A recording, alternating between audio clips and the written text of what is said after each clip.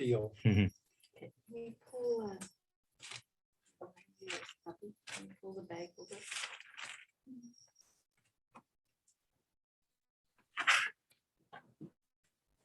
All right, we should be live.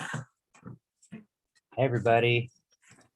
Hi, everybody. Thanks, Hello, everyone. everybody. thanks for y'all's patience with us. Had a bit of a connection issue at the beginning, but we got that resolved. Always good to get connected.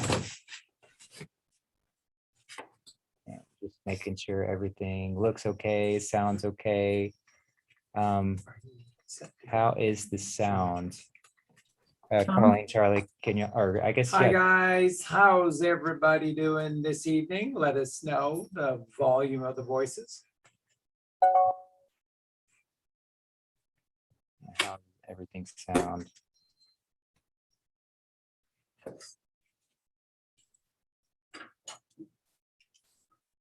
Make sure that everyone gives us an update with See. Toni's voice as well. See you and hear you just fine. And yeah, behind the scenes, we've got Toni Weel with us, graciously providing her presence. So thank you for being here, Toni. Oh, gee, thank you, Justin. You have a nice way of saying it.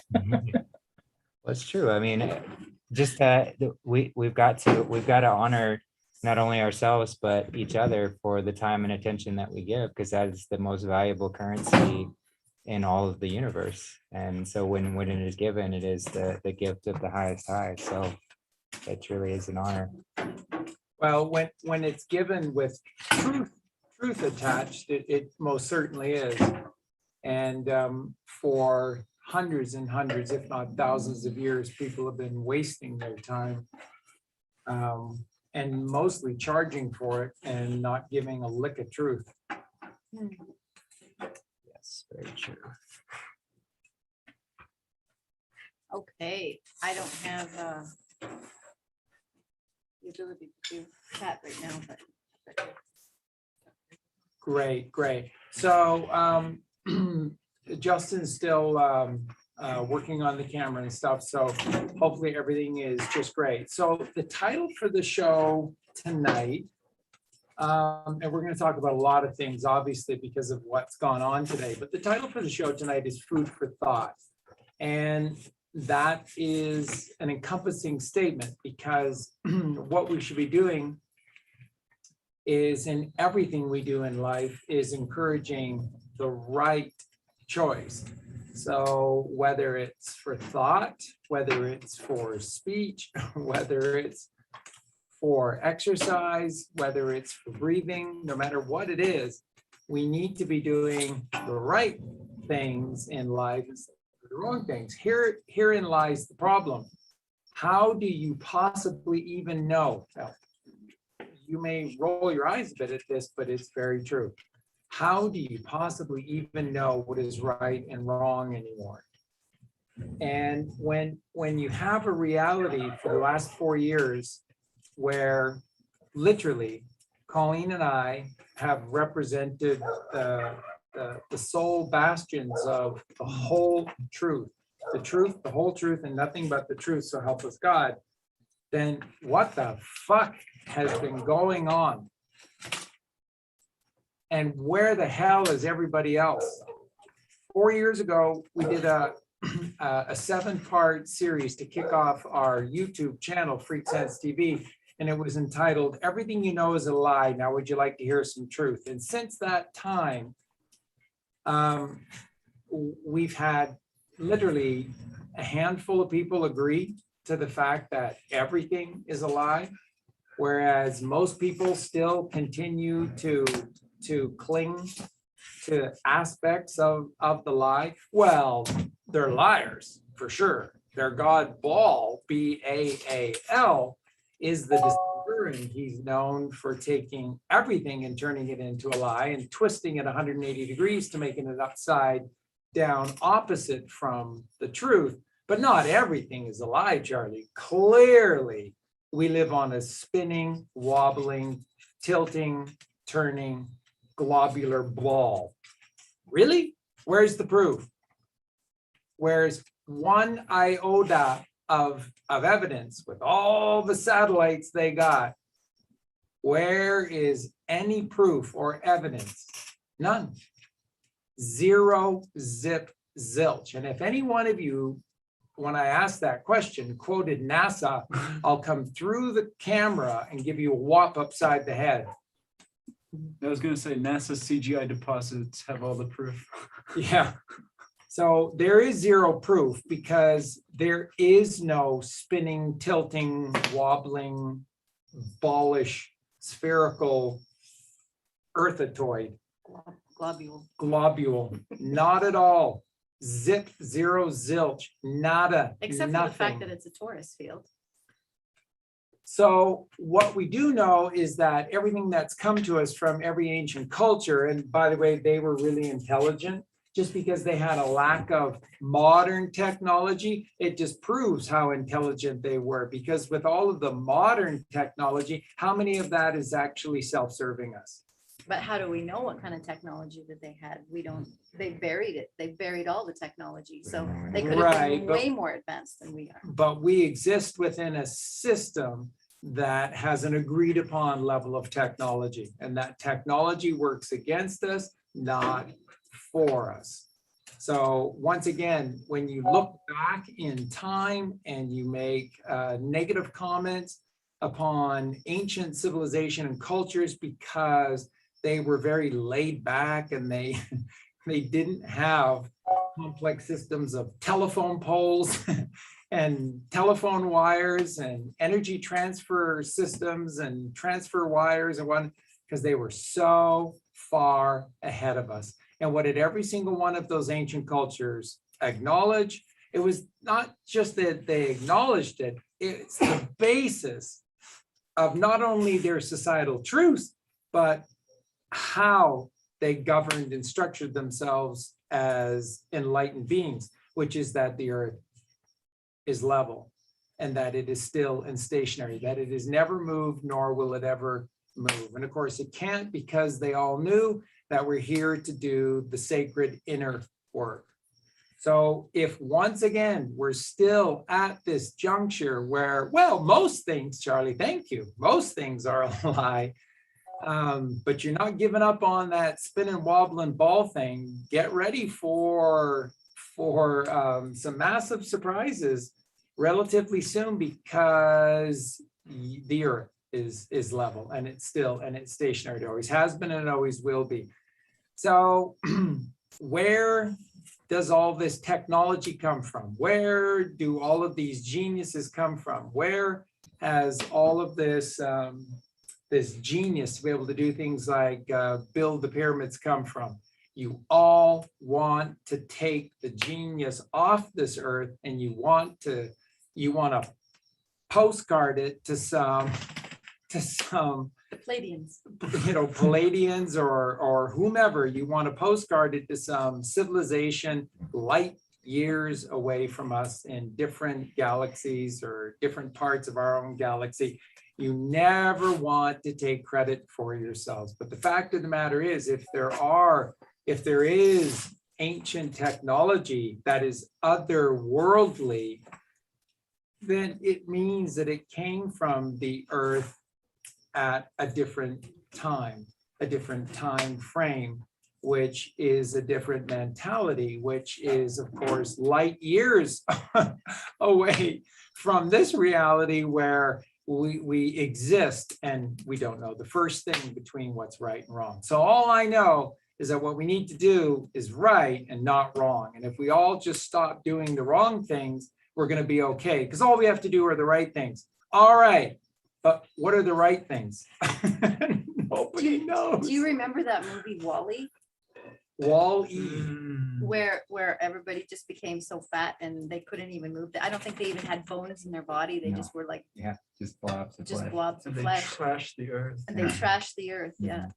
and so that little kids movie had so much truth in it of what was coming. And everyone had a screen in front of them and Yeah. they were completely sucked into Yeah. the illusion. And it And- was a ship. Yeah. It was a maritime admiralty spacecraft. Right. Exactly. Yeah. And that's just one step removed from the matrix, where we're just plugged in and fed off, the life force energy, because essentially, it's just steering all of us into this having our consciousness be harvested, because exactly. that is the most valuable thing in the universe. And when we don't even recognize how valuable we are and how valuable our attention and our consciousness is, and we just abdicate, we just let go, then whoever is out there, if you're not making a choice, someone's choosing for you. And so if someone's going to choose it and take it away, and use it to whatever ends, especially when you're in that left brain path, you have no creative ability, you have no ability to make any of that. So you have to go out and steal it and take it. And Parasite. so it's beautifully balanced, because if you choose that path, it always destroys itself, because it can't actually create and maintain. Absolutely. So that's where the Ouroboros, where the snake seems to be eating itself. Yeah. It's like, okay, that makes sense. Yeah, and that's what we've been doing here on this plane, is just kind of cycling. We've just been going in this ebb and flow, this back and forth, and that's why there are remnants of these ancient technologies and other structures and whatever else, because we've reached pinnacles and we've fallen far, and we've probably done that ebb and flow many times, and here we are coming from a far fall, about to springboard back again. But it's just this eternal sine wave that we're just participating in, this ride. Yeah, Jesus says, "He who stands at the beginning shall know the end," or I mean, the vice versa. And that's again the Ouroboros thing. And I was looking at this picture. I actually have it on one of my Telegram photos of like all the ancient societies depicting that spherical torus field, and then with the plane Earth in the middle, like with like basically like the Yggdrasil tree, the spine, like the hyperbola, and only Nasha, which means to deceive in Hebrew, has this ball Earth with all the, you know what I mean, the CGI, and it's so obvious, like. So yeah, and then the other thing I wanted to say was the wiring thing, and that's exactly what you're talking about. The left brain is so not creative; it has no divine spark, so it needs all these electrical wires, because there's no wires in here, and they don't know what wireless is. They can't tap in. So anyway, yeah. So then That's they just beautiful. accumulate and accumulate more and more, because the bigger that they grow on that path, the more that they need in order to survive. Exactly. And so it's just this self-fulfilling prophecy of eventual decay and destruction. And yeah, which is perfect, because it keeps the whole system from destroying itself, because it can only get so far. Toni, I think we only have you for a little while, don't we? So we should definitely jump into the. Yeah, I have to get up early tomorrow, so I can't be here till 11:30 or something. That's okay. And you're like an hour ahead of us, aren't you? Yeah, it's 9:35 here. Yeah, what I was going to do, just to pass it back or pass it over to Toni, is the opening comments bring us full circle. So everyone would agree that what we need to do with regard to everything, including our food, is do the right thing.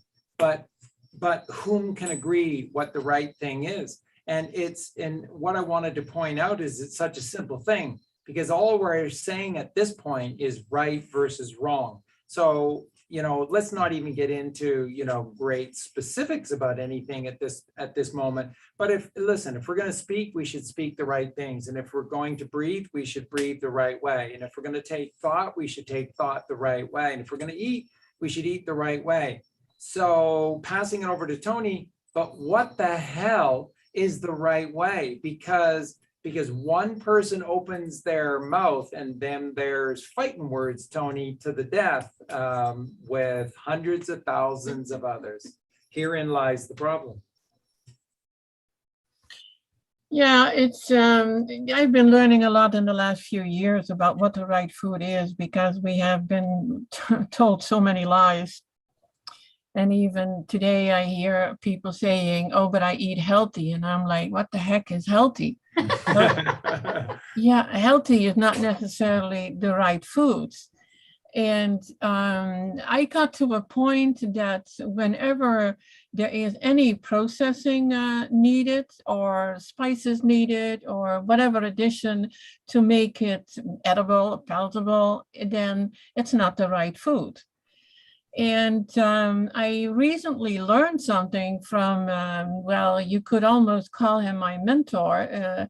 Yeah, I learned a lot from him when I started to get on the right food. And he actually mentioned that not even salads are the right food. They're high in cellulose and we just cannot digest them.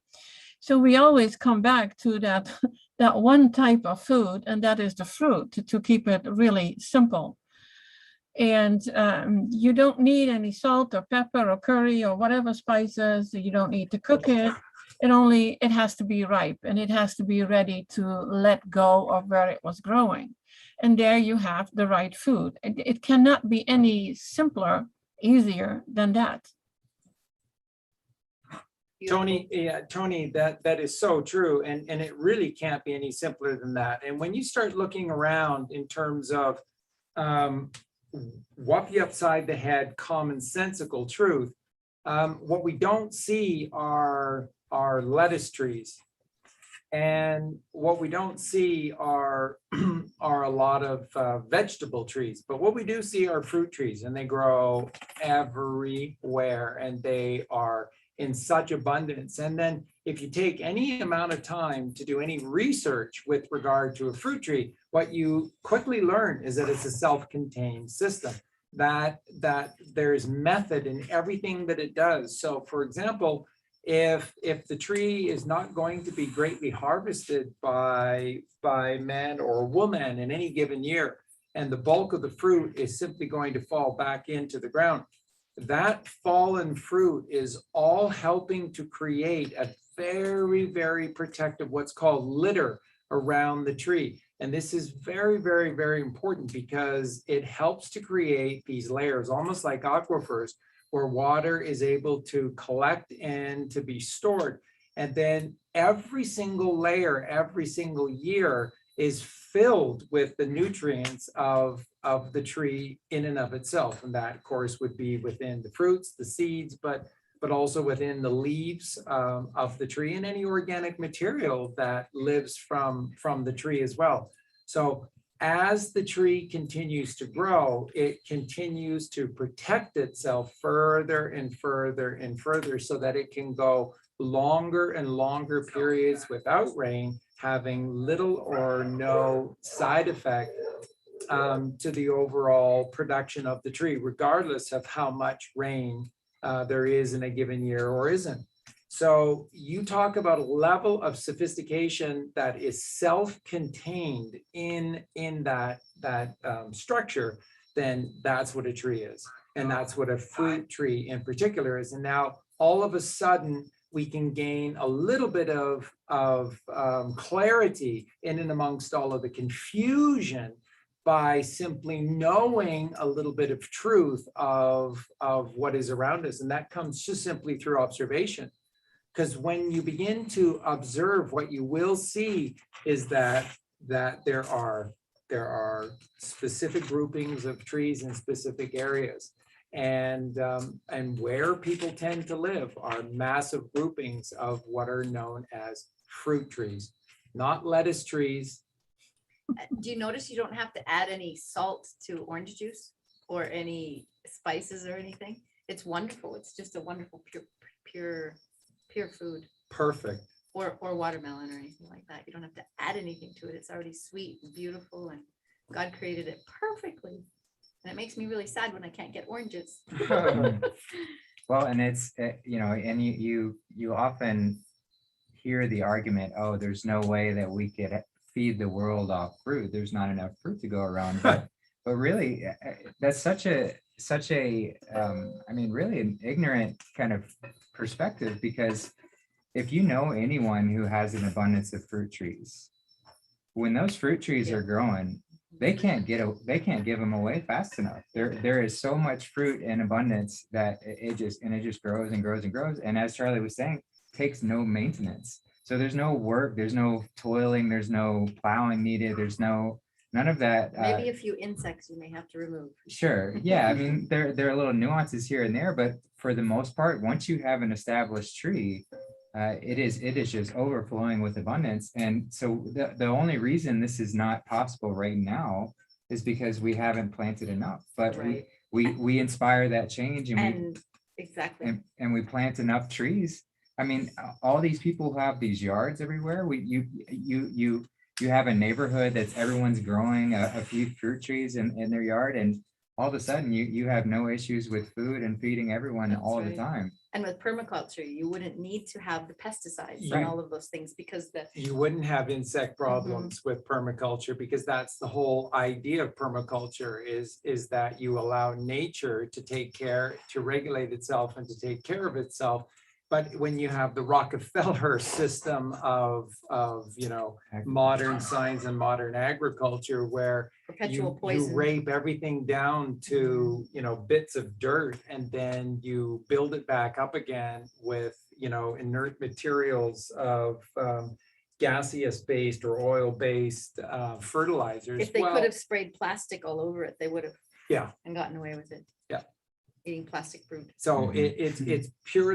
it's pure insanity. So once again, we're at that point where it's where we need to just change everything for the better in this reality, is just to start doing the right thing. But who can agree as to what the right thing is when lies are the purpose And of common this system? sense. And So- common sense has been removed from us. Because all that has existed purposefully are lies. So for 110 years, we have an entire system that is entrenched around the lie. So this is what preschools do. This is what elementary schools do. This is what grade school does. This is what graduate school or postgraduate school does as well. It all teaches the massive lie. So we now exist in a reality where moving forward, we're going to be saying goodbye to the doctor in a conventional sense. We're going to be saying goodbye to the hospital in the conventional sense. We're going to be saying goodbye to modern medical research and researchers in a conventional sense. And we're going to be saying goodbye to dentists in a conventional sense, because they all stood around. They all knew something was wrong. They all knew that there were massive aspects of what it is that they were belonging to and participating in, but they all chose to look the other way. They all chose to suck from the tit of the Babylon whore, and they've got nobody to blame from themselves. So again, until such time that actual truth, and we talk about the real currency of this world, until actual truth is released, where people have nowhere left to run and hide, and they are simply confronted with the fact that what you're about to hear is the truth. For example, all of the missing books out of the Bible, many of them tell the story of one Christ Jesus, or Jesus Christ, or Jesus of Nazareth. And in his travels and travails, I mean, you can tell anyways from what has been left in, because everything that Jesus taught is living, not dying. So it doesn't take a massive leap of faith to be able to apply that to something as simple as food. But when the fullness and the wholeness of these 777 books or 888 books, whatever is currently available to add to what already has been put in there, you're going to see the wholeness of these teachings, which have been called perfect, and the massive weight of them have been hidden from us. So then it's easy to obfuscate what's been written, right? And the pastors and the priests have been just kind of changing the whole narrative, because it's easy to do when you don't have the whole story, right? We Yeah. have half truths. That's right. Yeah, so I wanted to pass this back over to Toni again, and basically get Toni's thought or viewpoint on the fact that when the first series of books start to come available to us from the New Testament of the Bible, and the teachings accredited to Jesus Christ, and Jesus is telling us, Toni, that animals are our brethren, and that we are the shepherds of this earth, and that we are living beings because God is the God of the living, not of the dead, and therefore we eat life, not death, and we certainly don't kill animals.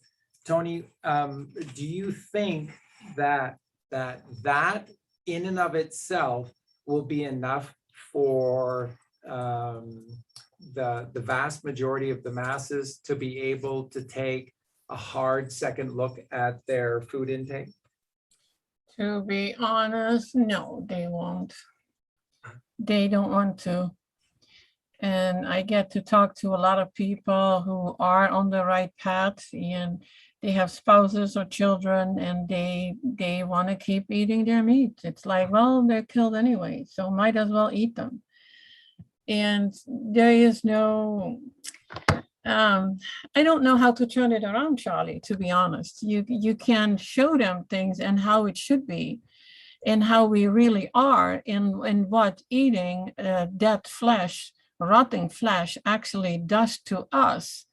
It's not getting through, not yet anyway, that it makes them sick and they accept their illnesses and go to doctors and get a treatment, or so they think.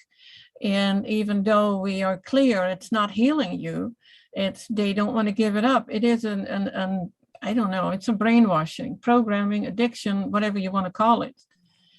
And it is I see it as a very slow process. And I'm very happy to be able to talk to all the wonderful people that I do. And they do their best to get the word out. And even by using words, instead of using the word meat, I use the word rotting flesh. And, you know, it is a sentient being. How can you even eat that? And if people say, well, it's in the Bible, we were meant to eat it. It's like, well, can you eat it if I put a cow in front of you? Now, what are you going to do? But they don't want to go there that way. They don't want to go there. It is, yeah, I think that what we can do is keep teaching, keep showing the way. Yeah, it's that same type of cognitive dissonance of not wanting to face any truth that so many are burying their head in the sand from right now, because it's all about that responsibility, you know, because as soon as that truth is faced, then that individual has to take responsibility for why their health is deteriorating, why they don't feel good. They can't blame it on anything else outside of their decisions. And it's the same reason of not wanting to acknowledge the fact that the mainstream media lies to us. Because as soon as that truth is acknowledged and taken in, then I have to take responsibility over all the decisions I made based on these lies. So I agree with Toni that it's difficult right now, but I do see that changing very quickly as soon as all of these lies start to be uncovered, because like Charlie says, there will be no more room to hide. There will be no more room to veer away from that responsibility, and it will have to be looked at. And this is this pivotal time that we're facing where we do have to make that choice. And this is in the road. Yeah, this is one of those splits. And I, you know, physically, I see this playing out where we're going to be given access to healing devices like the med beds and things like that are going to help us rebalance and actually feel what it feels like to be healthy for the first time in our whole lives, to feel what it feels like to be truly healthy. And then you go try and eat a McDonald's hamburger. And we've all tried that, and right? you feel We've like all shit. Yeah, those of us who have walked on this healing path, ahead of time, who are paving the way, know that if I went out and eat some greasy French fries, I'm gonna feel like shit. And this is going to be the same slap in the head that everyone's going to experience. Here's what true health feels like. Do you want that, or do you want to feel like shit? And because now you actually see the black and white difference. It's not this gray area where I can be morally gray and morally relative and, abdicate away from this eating meat thing because I don't know what true health feels like. I can just blame it on something else. No, you're going to know what the good feels like, know what it feels like to be healthy, but you're also going to know what it feels like to go down that left-hand path, and it's going to be very, very in your face, very abrupt. And that's that's the sort of direct karmic repercussions that are going to make this transition a lot easier, because it is the time of choosing. Yeah, Justin, that's so brilliant. And Toni, thank you for all of that as well. And you know what Justin is saying is the saving grace. It's why things are the way they are. It's why the straight and narrow path exists. And it's why the further you go down the straight and narrow way, the harder it is to turn around, because the path becomes straighter and narrower, so that any transgressions, you feel it. Now, that's a mercy. That's a mercy, because you work so hard, and then one moment of a batch of greasy French fries, which you think, hey, it's a vegetable. How bad can it be? But of course, it isn't food. By the time you get it, it isn't anything that resembles food. And to be food, it can't have packaging. To be food, it can't have a label of ingredients. To be food, it must be living. It can't be dead. So now go to a grocery store, and now what happens? And there's the conundrum that you're waking up to. You're waking up to the fact that supermarkets have nothing to do with food. Supermarkets are death markets. And Colleen, anyone who knows us will know this. 4 years ago, 5 years ago, when we started, that's the first things we were teaching. The first things we were teaching is that supermarkets are death markets. Processed foods are not living foods. To be a living food, it can't have a label. To be actual food, it can't have ingredients, and it can't have packaging.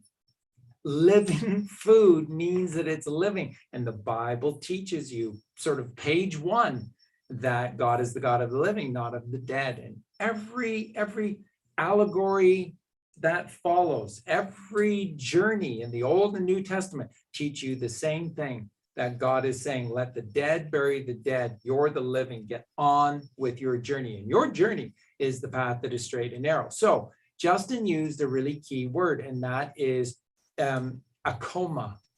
Now, it's very interesting, because if there is one word to describe what the average person has been living for the last 110 years, and this is where all the zombie stuff comes in, it's comatose. Now, Toni knows this because Dr. Morse teaches this. When we are alkaline beings, we're going to get into the gematria. This is another massive aspect of how you can learn the simple plain truth. We're going to go over some fantastic numbers here tonight, and then correlations with the gematria of real living food. It's going to blow you away. Can I bust one out? So what's that? Can I bust one out? Gematria?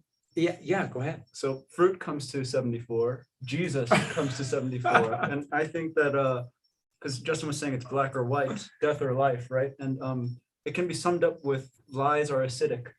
So all the supermarkets, they're just lying to you. It's just natural preservative. It's all bullshit. And like you said, it's either it's acidity or alkalinity. And we were talking about this common sense factor.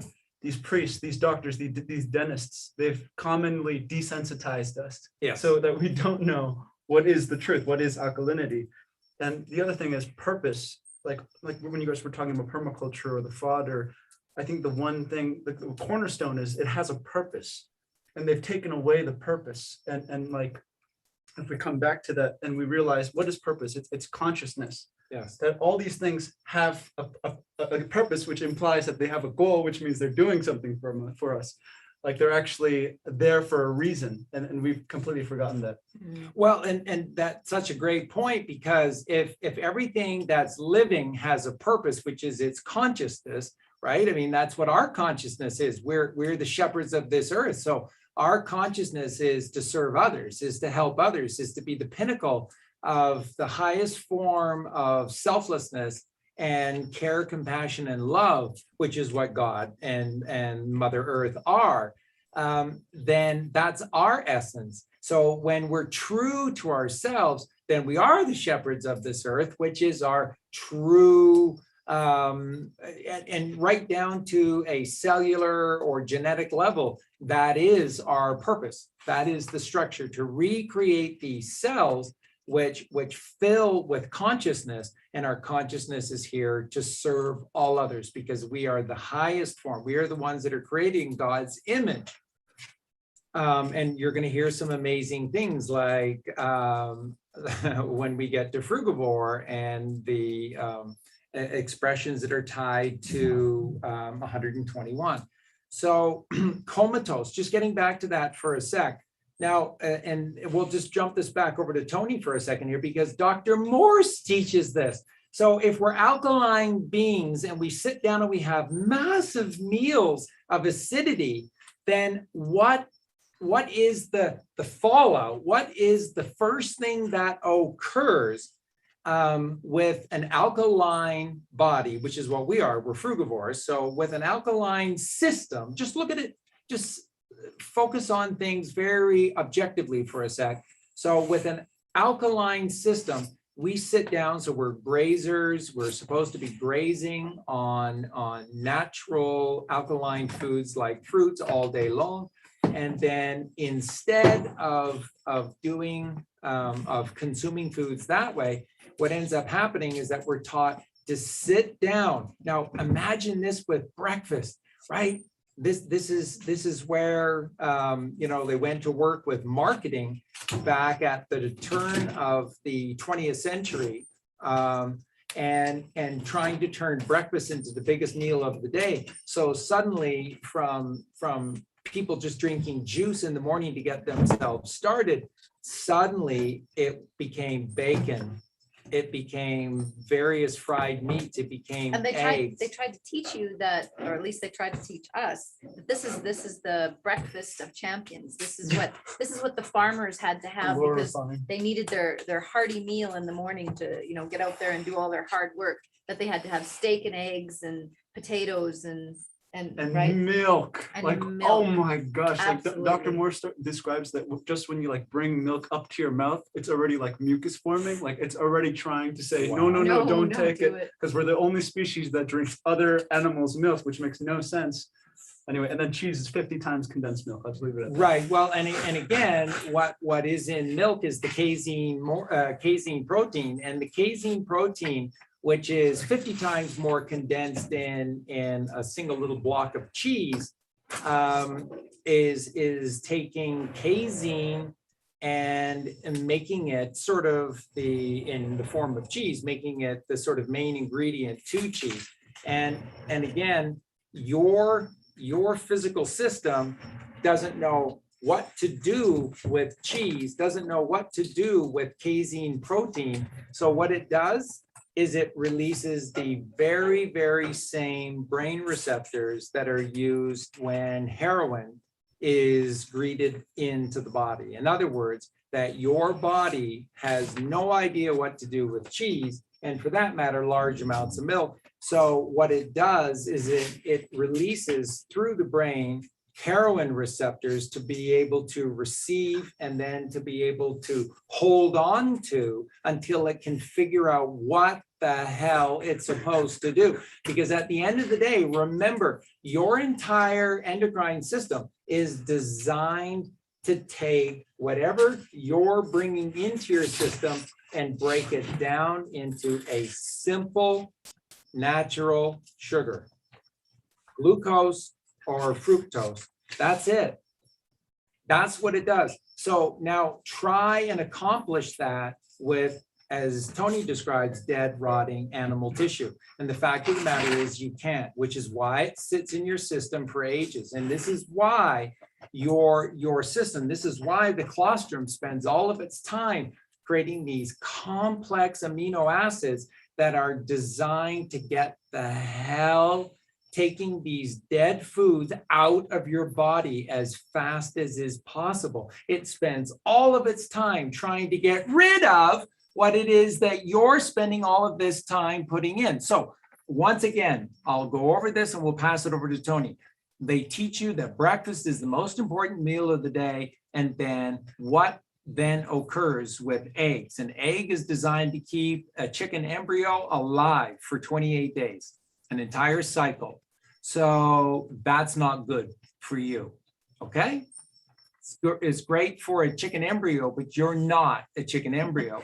And then you're taking meat and dead rotting tissue in this form, which is, you know, the worst parts of a tortured pig, and which produces massive amounts of its own grease. And then you're dipping your bread into that, you're pouring that all over your eggs, and then that's what goes inside of your body. Now that, as Toni knows and Dr. Morse teaches, is what's called toxic shock. And what first occurs within our body is what is known as a state of comatose. So this is why after you see people eat large meals, they literally, if you simply take a step back and observe them, you will observe them becoming comatose, because they literally have been poisoned, and they are now in what is called toxic shock. Like ejaculation.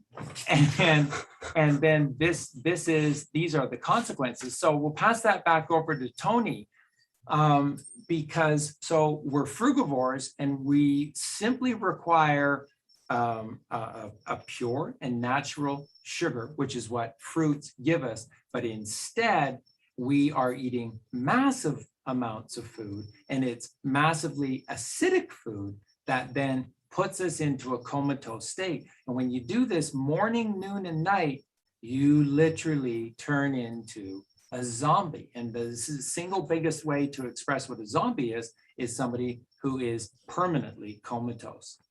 So Toni, jump in with this toxic shock from the acidosis that's created with our modern diet. Yeah, I would actually wanted to point something out when you mentioned we have a breakfast, lunch, and dinner. And I don't know when it happened, but all of a sudden we had snacks. So that meant, you know, mid-morning, mid-afternoon, evening, we eat snacks. So we actually went from 3 meals to sometimes 4, 5, 6 meals, eating even more, and usually sweets and chocolate and more junk. And you touched on grazing, that we are grazers, but when we are on a completely frugivore diet, so we eat fruits, ripe fruits, I don't know if you probably noticed that we need less food. We don't eat for breakfast, lunch, and dinner. We eat once in a while, and the longer you are on it and the more alkaline you get, the less food that you need. So when people say that, oh, there is not enough fruit for all of us, actually, when we get on all the fruit, there will be, because we just need less. We are so focused on food. Everything is about food. It is like you celebrate something, or you're sad, or you're happy, you need food. And then you have the holidays with specific other foods that you need a lot of, and the gatherings that are all around food. And this is a difficult, how do you say that, occurrence happening? Ritual. To change that in people, because it's like not right now in the stores for the Halloween part, and there are specific foods, and Thanksgiving will be coming up, and there's other stuff for Christmas that you have to eat. You're crazy if you don't. I like the idea of when you talk about grazing, you just eat whenever. And we tend to be easily hungry. And what I personally noticed is that when I'm on, you know, when I feel, let's just say, when I fear of my all fruit and I incorporate other things like the zucchini bread or millet bread, I am easily hungry and I want more food. When I'm on just simple, well, apples or an apple juice, it's like I'm not hungry. I don't know if you guys noticed that, but that it makes a big difference in it with everything.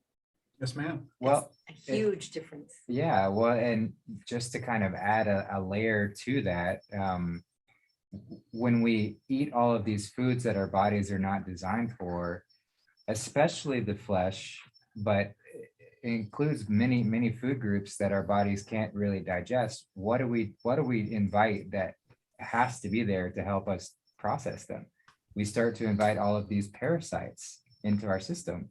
So when we're constantly eating this death, we're feeding these parasites, continually accumulating more parasites, and these parasites are craving, and then they start to crave more food. So it just enters into this cycle to where we're not even feeding ourselves. We're just controlled by these little demons Can I, that are adding to this desire to eat even more. So Beautiful. going to the fruit, you get rid of the parasites, and you start to just feed yourself, because that's what we're designed for. And so I'll just quickly interject and then right back to you guys. But this was sort of the whole point of why starting the show this way and working towards solutions. And that's this. The fact of the matter is, when you participate in meat, dairy, and eggs, it's the parasites that do most of the eating within you. You don't, because your body doesn't know what to do with dead, rotting tissue. All it's trying to do is get rid of it. So who teaches you this stuff? Dr. Morse teaches you this stuff. There are Dr. Sebi taught these things. There are those that have come along and have shared this. But the vast majority, the fact of the matter is, the vast majority teach you the big lie. And the big lie is that for you to be big, strong, and healthy, then you have to eat big, strong, and healthy foods, which of course is idiotic, because the biggest, strongest creatures that we know of and exist are virtually all frugivores, or they're all a mixture of frugivores and herbivores. And that all we do when we eat something like a cow is that we're murdering the middleman. So we're simply going, well, cows are big and strong, so yeah, that makes sense, to be able to kill and to eat them. What do they eat? Living food. They eat plants. They eat living food. You should see what they do to fruit that drops off of the trees. They gobble it up as fast as they can. So that's what they do. But instead of, if you want to be big and strong, like a gorilla, Rhino. then you observe the gorilla or the rhino or the cow, and you do what they do. You don't murder them to be able to do what they do. but that's what a Canaanite does. But that's exactly what a Canaanite does. So I'm going to pass it back over to Justin and Colleen and Eugene, because Justin, that was brilliant. That's what we're dealing with. I just had one thing to say. We're just dealing with a reality where the vast majority of food that you put into your body does nothing for you whatsoever. Your system works nonstop, morning, day and night, to be able to get rid of this crap. And who does most of the eating? It's the parasites. And then you all freak out because you got parasites living and you want to get rid of them. But of course, they're there because you're putting dead, rotting tissue into your system. That's the insanity of where we find ourselves with this modern diet. Now, the body's amazing, right? It's God created it perfectly. And the system knows when you put food into it, and it's looking for food. So when you put all of that excess acidosis, meat, dairy, and eggs and processed foods into your system, and your body gets hungry in a little bit, it's because it's like, oh dear God, you haven't fed me any food yet. Can you feed me some food? That's And your body's just going, like, I'm aware of what you put in me. I'm Al the chemist, and I can't process any of this stuff. So just give me a minute.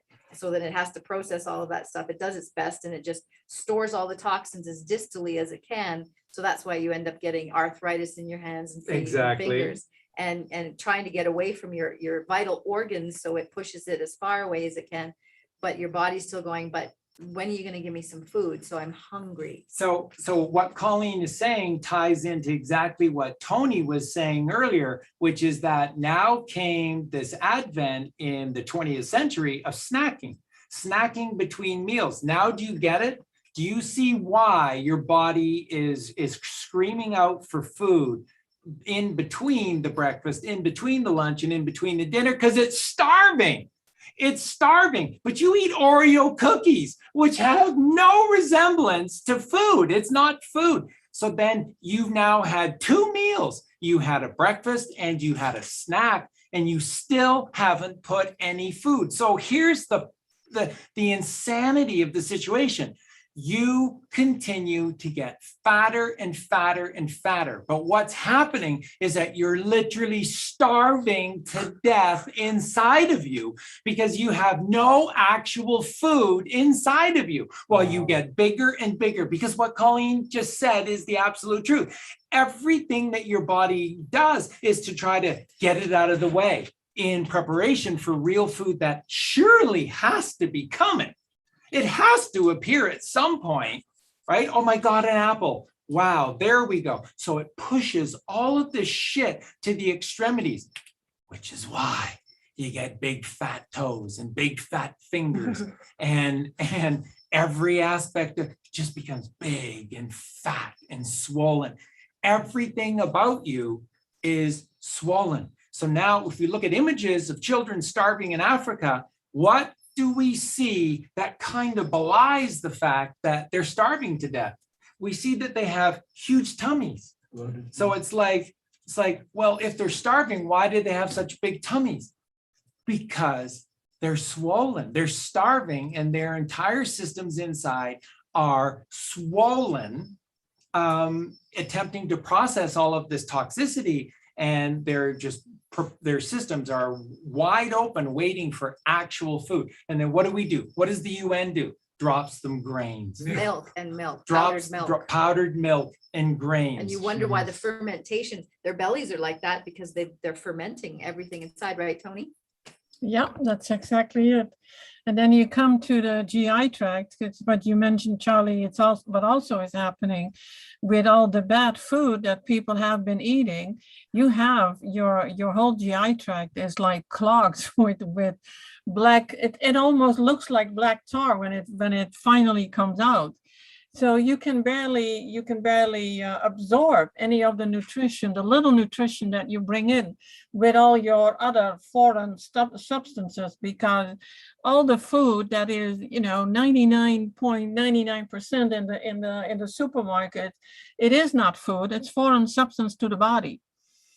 And it all stays. When you clean out, people lose about 10, 20 pounds when they start cleaning out. And then they are afraid because they lost so much weight. And that is, because they think it is because the fruit doesn't have any nutrition. And it is because all the junk is finally coming out. Yeah, that's crazy. Dr. Moore says that the most important things for your body is digestion, absorption, utilization, and elimination. Exactly. And the biggest problem among men is malabsorption. And I would also say elimination too, because we're just not getting this crap out of us, like these parasites out of us, which we're doing right now on a macrocosmic scale too. But right, as above, so But, below. exactly. but just remember, just to quickly, again, to give you the wholeness of what we're talking about, these parasites are what are giving you 65 shitty years. So just what you need to wrap your minds around the fact is this: without the parasites, you'd be dead at 30.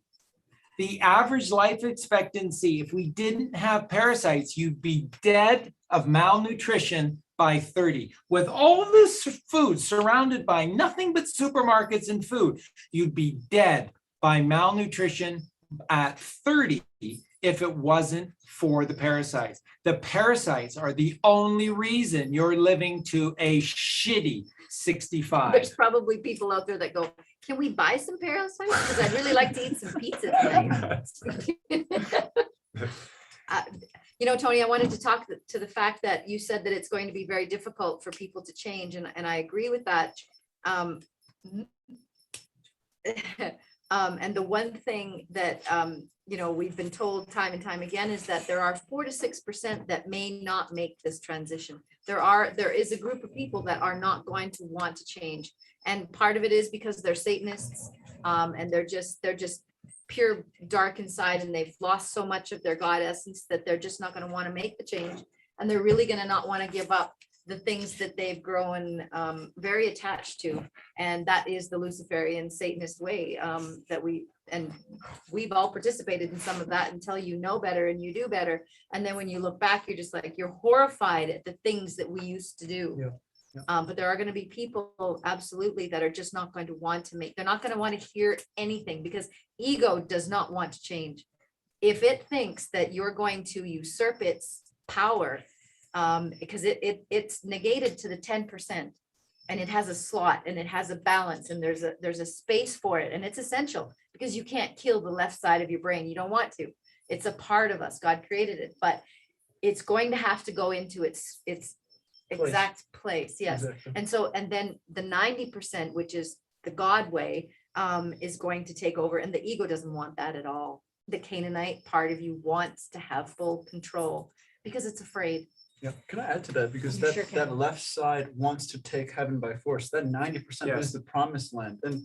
And by the way, I used to be the most carnivorous piece of crap ever. Like I used to go on carnivore diets. Before that, I used to eat like milk with cereal like every single day. Gosh, and spam fried rice. That was like the main thing. But anyway, proteins.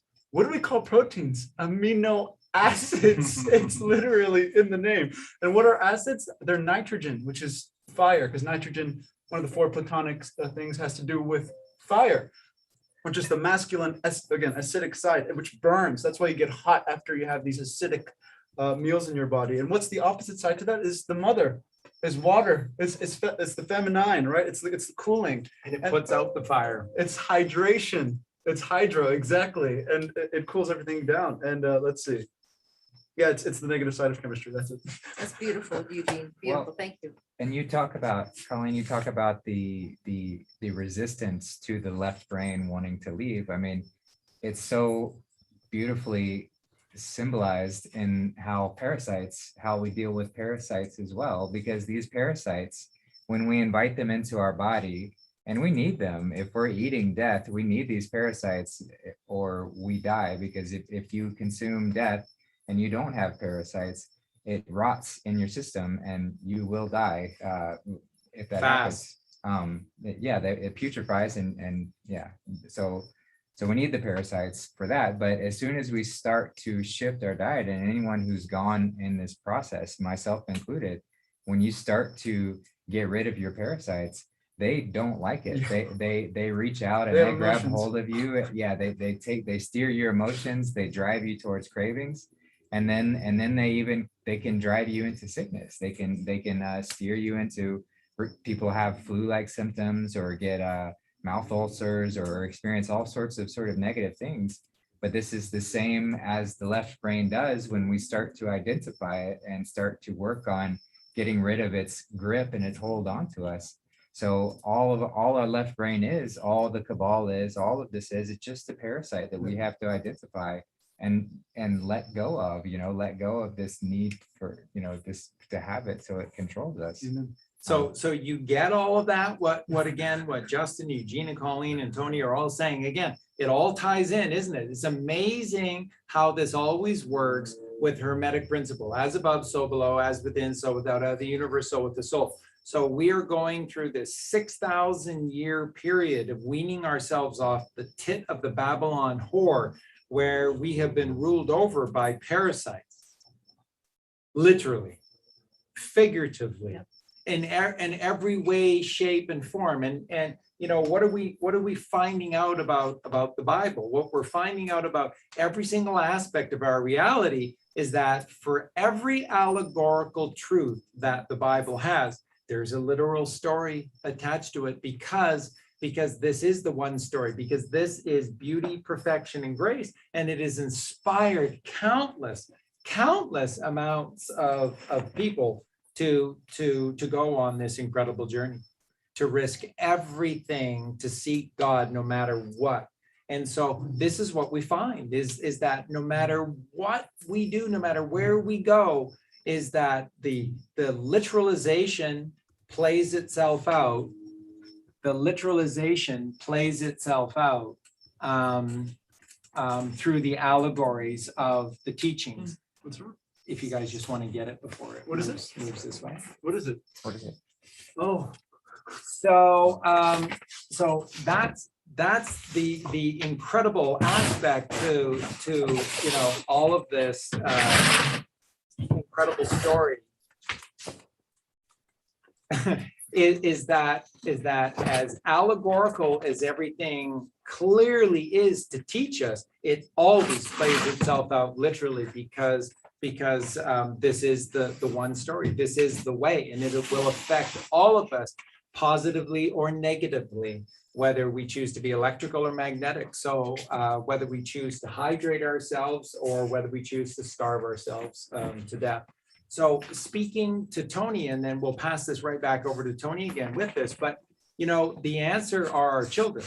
So when Justin and Colleen are talking about the left brain and the right brain, Eugene as well, and the importance of getting away from that piece to the puzzle. That's what your left brain is. It's just a piece. It's one piece out of 10. It is one piece to the puzzle. It's an important piece, but it's only a piece to the puzzle. The puzzle is the field. The puzzle is the system. The puzzle is the way, which is magnetism.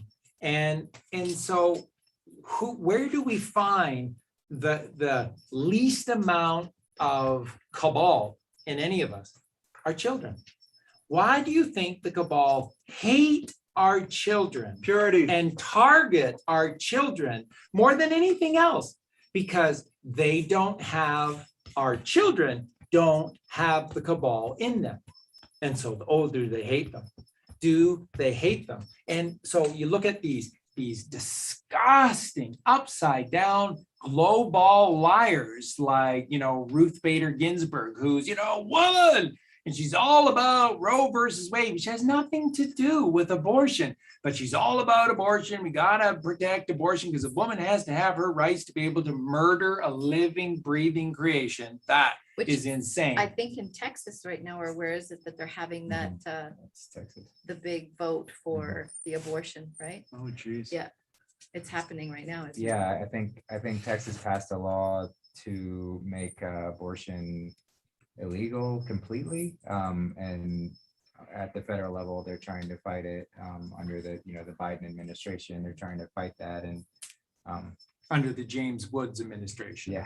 yeah, which is just it's great because it's really inspiring a lot of people in Texas and otherwise to see Wow. just how The demonic intentions. how far the government is willing to go to murder children. And how far we've fallen to allow that incredible situation Right. to exist around us. To champion those people, to champion Yeah, you're women right. that You know, are it is killing my children body. who It's need to be my body. protected. And how many young women actually believe that at this Yeah. day and age? They actually believe it's my body and I have a right. And if I get pregnant and I don't want to keep it, it's like, that's how far we've Yeah, fallen. it's the worst sin. That's how far So we've Targeting fallen. children. Yeah, so you have Ruth Bader Ginsburg, which is a dude, which is a guy pretending to be a woman and who's championing abortion, and then says, hey, what we need to do is recognize that, guys that want to date children is perfectly normal and that we have to normalize this. So I think 12 is a good first start, to be able to say that a 12-year-old, that's perfectly legal for, a 50-year-old man to walk down, the street with, chiclets in his pocket and pick up a 12-year-old girl for sexual purposes. I mean, that's insane. That's absolutely insane. And that's the same parasite that we're killing ourselves with the food. And that same parasite is running the highest court of the land.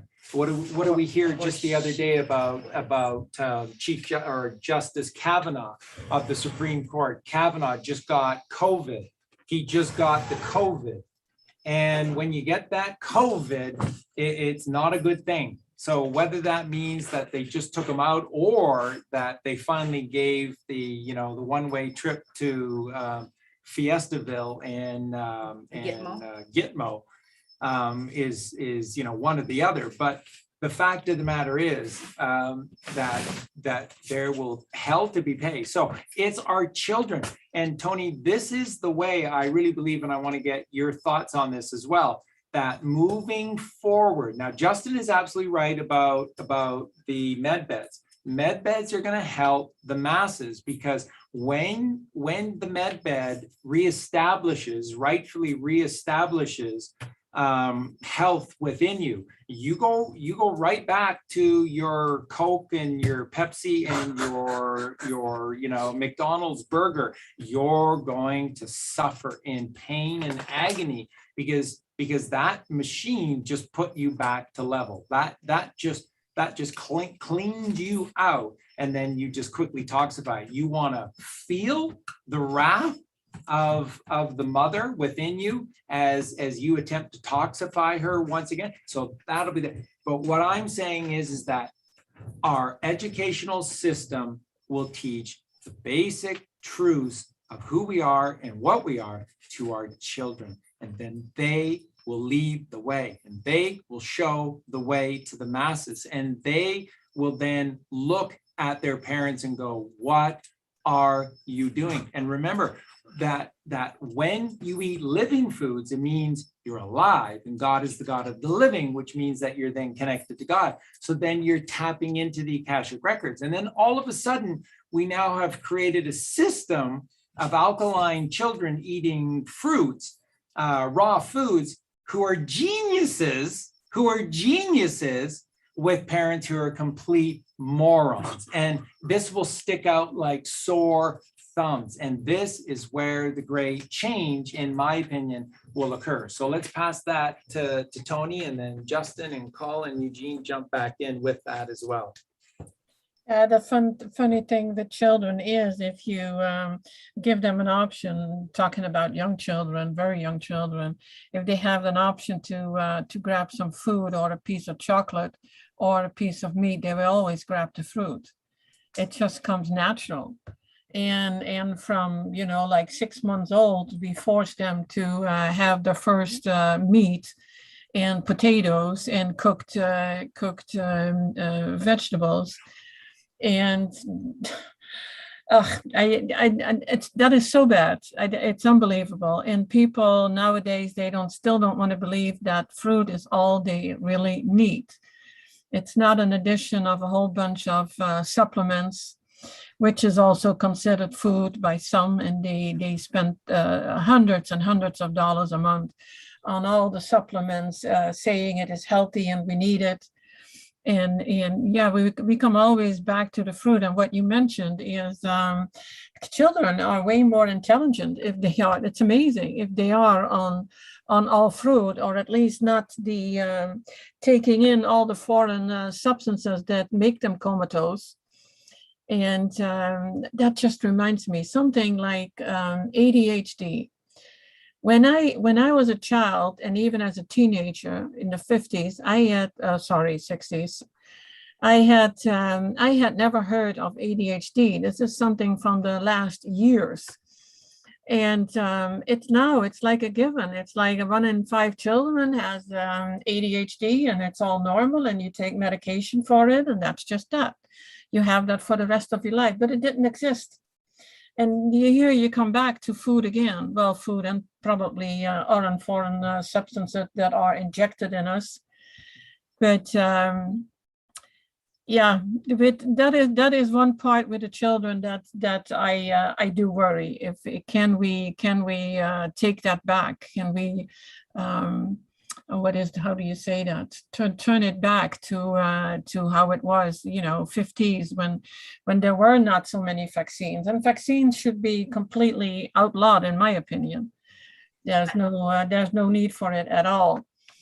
I have seen, it actually was when I was taking Dr. Morse's iridology classes, we were amongst all fruitarians. It was amazing. It was an amazing energy. And all these children, how they were playing with each other, how smart they were, how easy. They interacted with adults, with other children, with animals, and I was like, it was a pleasure to see that, and especially how intelligent they were. And when my daughter was born, and that is now 50 years ago, what was it? Yesterday, 50 years ago. And I was like, the way I'm now into the healthy food, into herbs. I knew everything about herbs, and we were going to change the world. And you guys know that. I mean, the older ones over there, it's about the hippies and, how we changed, and everything was going to change in the world. And it was taken away again. And we wanted, my daughter went to what was called in the Netherlands, the Rudolf Steiner School. Here they call it the Waldorf School, because I thought, this is how we're going to change the world. And now we have this chance again, and actually, I think we are stronger. We know more. We know more about what we need to, fight. I don't really like the word fight, but what we need to do to make the changes. And that's all I can keep doing, is inform people so that they feel that they have the power or control over themselves, and not a doctor or the TV or a teacher who tells you how things have to be and how you have to raise your children. That's another thing. And if you don't do it that way, then we can take your child away. There are a lot of things that have to change in the very near future. And that to me, that is all, cabal, devil, negativity, and I'm seeing changes. I'm seeing changes with how people raise their children. And I think it's beautiful and important, very, very important.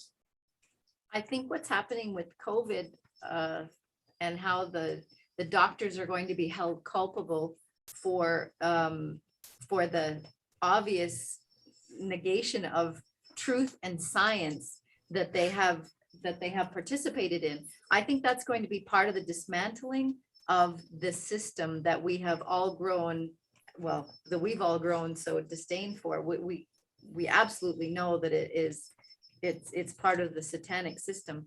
And I think that when the masses see what the doctors have been prescribing, I think that the system, like Trump says, the cabal is going to implode. They're going to bring themselves down. The political system will bring itself down. And that's exactly what needs to happen, because you can't tell the people, you have to show the people. And so when it happens on its own volition, I think it's beautiful. So I think that this is a really, really, really important part that's happening right now with this whole COVID thing, even though this is the silver lining, I think, in what's happening, right? And then in the Batman movie, I think it was the second one, the doctors were made to look like the hostages, and they put the innocent people as the clowns. So that's exactly what's happening right now. Like, we're in like a huge psych ward where the people that are the patients are actually normal and the doctors are batshit crazy. And, I think this solidified, you were talking about ADHD, but I think also depression is like a huge problem amongst like children. They're just depressed all the time. And what do the doctors do? Here, pills is an anagram for slip. Here, slip, just keep slipping. And so slipping down, right? Exactly. Down to your uncles. And what do these antidepressants do? They suppress your amygdala. So they suppress your fear response. Whereas something like magic mushrooms increases your amygdala response. So you have to go more into your fears. So what these doctors are doing are basically not letting them confront who they are, what they are. And I'll bring some more gematria into this. So I said fruit 74, Jesus 74, simple 74. And isn't it interesting, Toni was talking about how if you give the child an option between all these things, they go for the simple thing. They go for the fruit. They go for Jesus. And and the other thing you guys were talking about, the government's like just their horrific actions, the governed mind, right? They always push milk on children. You just got to have milk. If you don't have milk, you're not going to live. So that's what I wanted to say. Exactly. Yeah, well, and that's why as we start to see this unravel, it's the whole movie is designed to piss everyone off, because that's what it takes to get everyone to say never again. And we've all come to that. We've all decided to come to that space ahead of time. We've decided to be leaders within that, which is why it's sometimes difficult for us to watch and have patience as this movie plays out. Yeah. But everyone has to get to this point to where they're so ready to be pissed off. They're so ready to say never again, that we do look to all of these characters, these clowns, these people who have been holding us hostage, and we say, fuck you guys, Yeah. like no more. Yeah. It's not gonna work. And isn't that happening all around the world right now? We're seeing Australia just taking up and grabbing each other's arms, and they're running down and just saying no more, no more. And then someone ran into a court and they said, we're actually going to come to arrest all of you who are in this building because you're all criminals. So absolutely, I love it. Championing we the people. Hunters become the hunted. Yes, Red October. Red October, again, don't kid yourselves. We talked about these various filmmakers that were put through hell to be able to make these films. These are, sort of brilliant creations that have been allowing the average person, without knowing that anything was happening or going on, but it gave you a little bit of hope, it gave you a little bit of faith that maybe that there are some good people out there, that maybe there's going to be consequences for all these evil people that just seem to be running amok, and that there are never any consequences for any of them. Well, that's why these movies have existed. This is why you John Galt people, which is the show we're going to do Wednesday night, which is this: what is the John Galting process? Why is it so important? And why the likes of Keanu Reeves, we have to go out of our way. We have to go out of our way to transmutate, a relatively talented but simple individual, and elevate them into something very, very special. Because in the darkness, when no one was watching, these people who chose to be on the right-hand side of things, when nobody was watching, when all the good roles are going to everyone who just simply kowtowed to these demons, who chose Satan over God, who chose Satan over Jesus Christ, who gave away the kindness of man and the kindness of women just to be able to have fame, fortune, and celebrity with all of this fake money, fake boobs, fake lips, fake fame, fake love, fake. It's all fucking fake. Someone like Keanu Reeves said no. And there was nobody around when Keanu Reeves said no. He did it because it was the right thing to do. He chose God when no one was around to help him to choose God. And we have to elevate these. We're not supposed to be your own hero, but in the meantime, these people are freaking heroes. They are heroes. What Colleen was reading to me, and I always said to you guys, we've said it all along, Brendan Fraser, the Canadian actor who, played in The Mummy and Journey to the Center of the Earth and everything else. Of course, he's a good guy. I mean, you can just see kindness in everything that he does. You can see honesty and integrity in everything he does. Big star with The Mummy, and then, can't get a role. What did Brendan Fraser come out and what was he saying today? Colleen was reading to me, saying that that he just left Hollywood after a while because he was sick and tired of being hit on as for homosexuals to be a sexual slave, to be a piece of meat for homosexuals in Hollywood. And what did he say? He said, I have to give a huge shout out to My brother, yeah, who's his brother in arms? Keanu Reeves. Keanu Reeves, who stood up for him and helped him to be strong and to show him the way in the face of all of this sexual harassment. And he said, I got to hand it over to my brother, Keanu Reeves. right? These are heroes because they chose God when everybody else was selling us out. And that's what the music industry, this is why we do what we do with all of those songs, to show you that these beautiful kids were not going to, to sell their souls for super fame and super fortune and super popularity. Nah, they just kept doing their thing, making their little albums every year, like a band with America, like, their first album, unbelievable, sold, 5, 6, 7 million copies, whatever. Every album after sold less and less and less. Isn't it supposed to go the other way? And those albums that came after were great albums. Look at the second album, Homecoming.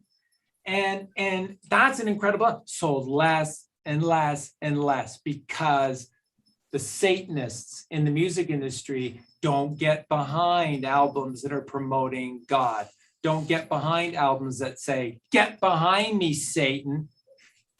Stop ravishing the land. Does it take the children to make you a better man?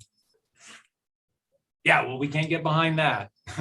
Can't get behind that. But does anybody know when Beyonce turns 11 so we can start, getting her singing some songs? Yeah, then we can get some real fame. So at the heart and soul of this process, which is why, negative 48, Michael Brian Protzman, as we shared with you, is a calm, is all part of this great puzzle that is being unveiled to us over time. Is such a key aspect because he's taking numerology to another level, and he's doing this through this simple gematria where A is 1 and Z is 26. Okay, simple, God's creation, and it's beautiful. So early in the show, to break things open, Eugene was saying, so fruit is 74. Jesus is 74. Simple gematria. Messiah is 74. And if you want to go through sort of the fullness of it, simple is 74. and the word simple is 74. Gospel is 74. Cross is 74. And for those of you who don't know, gematria is the letters A to Z. They all have a numerical value. And so A is 1, B is 2, C is 3, and Z is 26. It's So right. that's sacred about what geometry. Right. Yeah, and it is sacred geometry, and you can see And this the is God's magic in the language. building blocks of these words. So FRU, is an incredibly important prefix to any word because of the numbers that it creates right off the bat. So with F is 6 and R is 18. Immediately that gives you 24, which is the inverse of 12 to 24, and then U is 21. So 24 and 21 gives you 45. So FRU is 45, which is that God intervention, the miracle of an angel coming forward and intervening on God's behalf, which is that 45, FRU, right? And because this 4 is plus 5 is 9, and 9 is divine.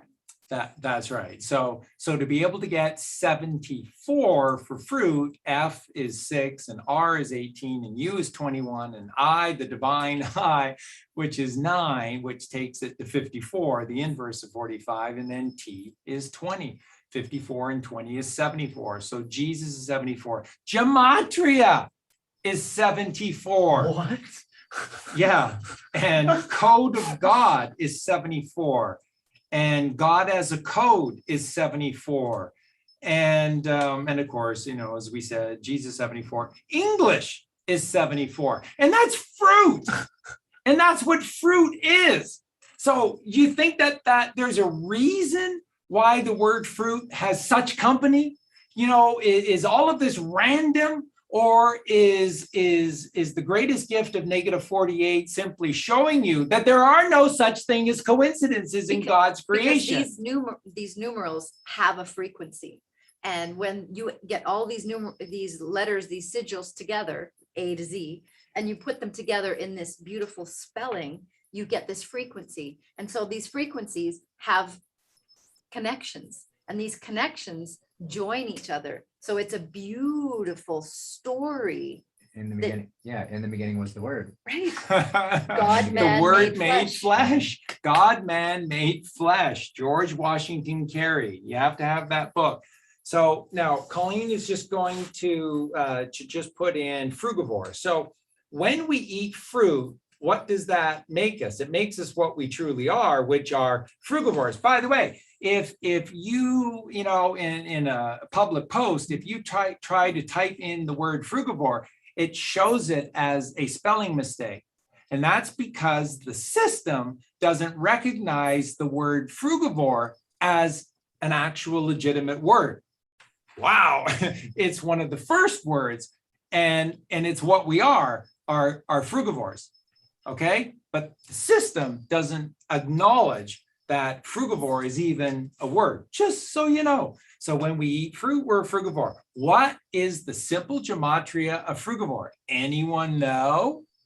121. 121. Oh, wow. 121, where A is 1 and U is 21. 121, a frugivore means you're gold. Because what's the elemental symbol of gold? AU. AU, where A is 1 and U is 21, 121. Now, in terms of this magical sacred geometry, there's only two ways in which you can achieve the can I number add- 121. What are That they? would be 11, and 4. And funny enough, 74 comes to 11 when you add 7 and 4 together. And right before we skip 74, I want to add to think mirror. 47 is John. Would that be John? And funny enough, Exactly. the fruit, user fruct comes from the fruit. It's using the fruits of your labor. So it goes back to that as well. And then let's see, what's the last thing I wanted to say? And then 74. So 7 would be crown, 4 would be heart. So it's also the lion and the lamb laying down together. What the heck? That's Anyway, awesome. Okay, I'm Yeah. done. That's Yeah. beautiful. Heart. So what Eugene's talking about is heart chakra 4 of 7 and the crown chakra 7 of 7. And then the lion and the lamb. And that is the lion lying down with the lamb in the Garden of Eden, which is the green plane of existence, which is that level earth, which is green like the mother, which is green like the heart chakra. Okay, so 121, there's only two ways in which you can achieve 121. You can take 1 and add it together 121 times. 1 plus 1 plus 1, 121 times creates 101. Or the only other way to create 121 is 11 times 11. Oh my God. So frugivore is 1111. And where's God? Where's God? Between the temples? Between the two temples, right? I mean, that's what the Bible teaches Calling you, you to sort of eat fruit. page 1. And then mass star together it becomes 22, which is V. Oh my God.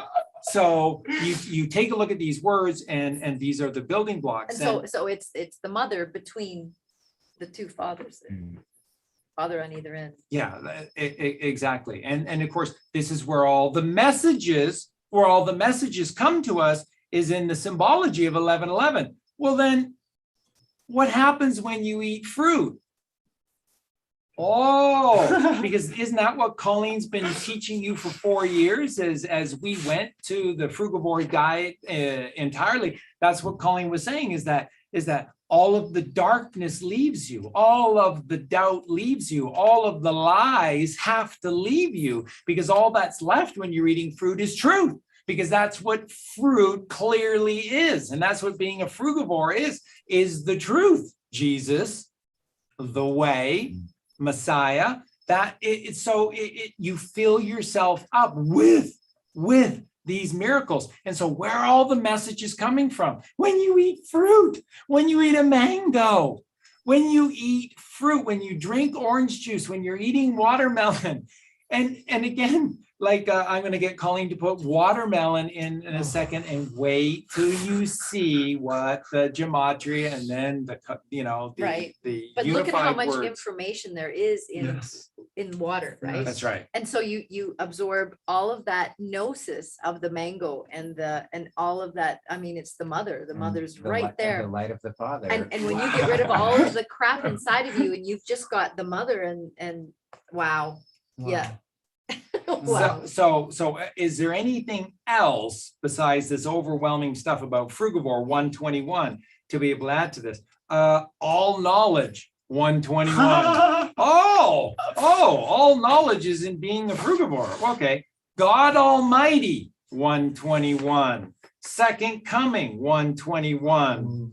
Lord Himself 121. Gematria of God 121. Oh my goodness. I mean, it goes on and on and on. And it does. It goes on and on and on and on. Yeah, Cosmic Christ, God of Jesus, 121, 121, 121. We've heard Michael talk for hours Yes. That's going right. on and on about different numbers. It's amazing. And thank you, Michael. You keep talking for hours and hours. Michael, Colleen was saying, Michael finished a show at 2 a.m. last night, and then he's been talking all day long. And he doesn't sound very well right now. And He actually sounds pretty good for what he's doing. yeah, Holy cow. and so Michael, Oh, bless wow. you, bless you, bless you, bless you, bless you. We love you with all of our hearts and our souls. We love you, love you, love you. Now, Colleen, just right in there, let's go ahead and let's add in watermelon. Okay, so blowing you away with fruit and Frugivore, watch this. Watermelon. And then, yeah, as she's doing that, 22 becomes mass star number, because as we're on this journey, it leads us to that thing. And then 22, 2 reduced becomes 4, 121 reduced becomes 4 too. So it's the fourfold nature, it's the cross, it's the crucifixion. So it's all there. Yeah, and what are the three mass star numbers? 11, 22, and 33. 11, 22, 33. Okay, so Colleen, what is the number for watermelon? 126. Oh, wow. 126. 1 plus 2 is 3 plus 6 is 9. Divine. Just so you know, so 126 equals 9. And okay, now what are some of the things here? Lord of Light, Lord Christ, No, say the number after. 126. Well, Yeah, so all of these, the simple gematria of all of these expressions are 126. Okay, so once again, watermelon is 126, which is 9, which is divine. And what else is 126? Lord of Light. 126. Lord Christ. 126. Wow. Oh, I can't wait for some of those books in the New Testament to come out talking about what Jesus was eating. I'll bet you it was watermelon, and I'll bet you he was spitting seeds at all of those money counters, in the money temples. I'll bet you. King of Israel, 126. Ray of the Lord, 126. Heaven Gates, 126. Lord is alive, 126. What else we got here? Oh yeah, I gotta love this. 107. 107 is 126 as well. God number code 126. Did you say Lord Christ was 126? Yeah. So God number code Lord Christ, and 1 to 26 is the English alphabet, right? And Yeah, so that's right. 1 plus 2 plus and so on up to 26 is 351, which becomes Jesus Christ is the English alphabet 351. And then what was the other one? God communicates in numbers 351. Like it's just insane. Anyway. I Yeah. feel like Michael's Yeah. here. So God number code 126, zodiac signs 126, God embedded the zodiac 126. Oh, wow. Okay, and that's all watermelon. Wow.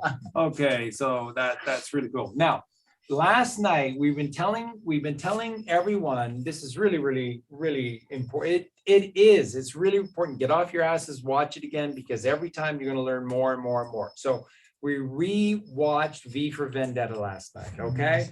And sure enough, we just found more and more and more stuff. And then at the end of the movie, it was just the most amazing thing, because we just found stuff nonstop throughout the movie. And So- just a quick note, Yeah. most of these movies that we talk about are on my link tree available to download. So if you haven't watched a lot of these Goodly Godly movies that we're talking about, they're all there if you can find my link tree.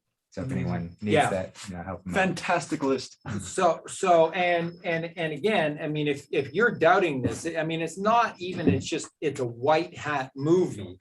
It means that they're behind the Wachowskis. They're behind the Matrix movies. They're behind V for Vendetta.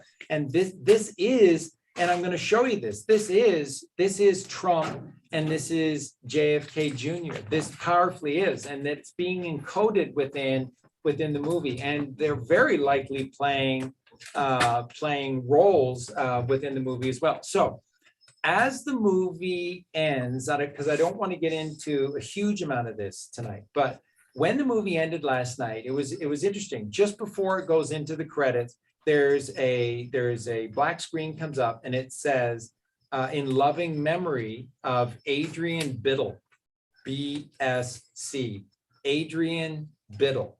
And so as soon as I saw that, I just paused everything and I said to Colleen, get the old gematrix.org calculator at the ready and let's go through Adrian Biddle, because oh my God, is there ever a code? Clearly that this is a code. So you were divinely inspired.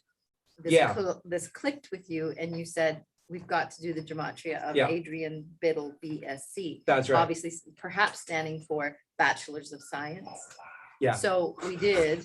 So we're going through, and Colleen did a quick check, and it's somebody who was involved with regard to the camera work, with regard to the movie, and he died at 53. Very interesting, hey? He Mirror is died, 35. which 53 is the JFK, mirror of which one? 35, JFK, Adrian Biddle. In the Bible, hope. Unfortunately, died just at the end of the making of the film, because of course JFK would have to die and go away. Adrian Biddle would have to go away at the end of the movie once the movie's over, because there's no Adrian Biddle. Okay, So, continue. Why do you think that? so Adrian, so then I'm just quickly doing in my head, A is 1, D is 4, so that's 5, and R is 18, that's 23, and 9, the divine 9 is 32, and then once again, A is 1, 33, and then N is 14, 33 and 14, 47, John. Oh, so Adrian Biddle, the gematria of Adrian is 47, which is John.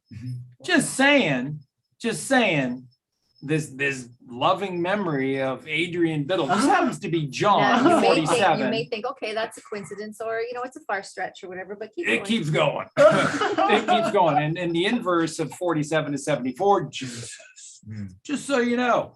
And true, by the way. And then Biddle. So I'm, like B is 2 and I, the divine I. So that gives you 11 right off the bat. DI is 11. And then it's DD, which would be 4, which is 8, which gives you 19. And then L is 12, so that's 31.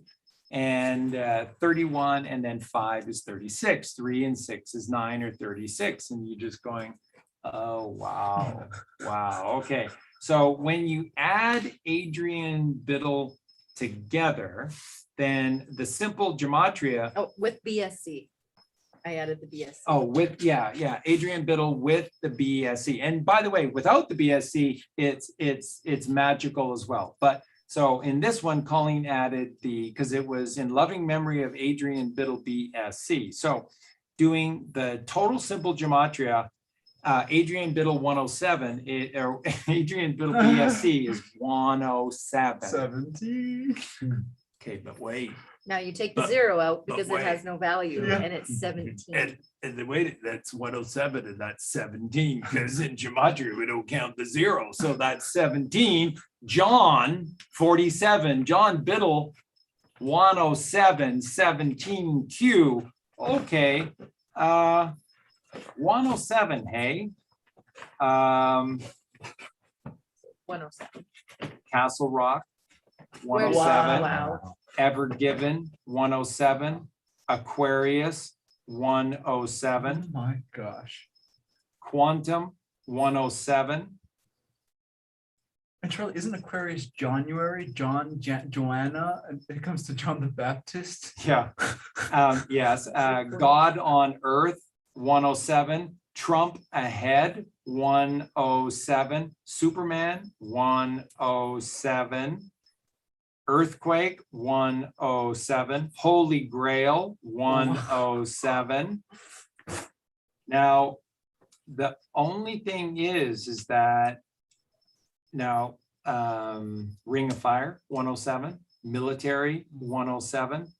But also, Collywog, going through this now, wasn't it the Messiah 107, but wasn't it also 107 is negative 48?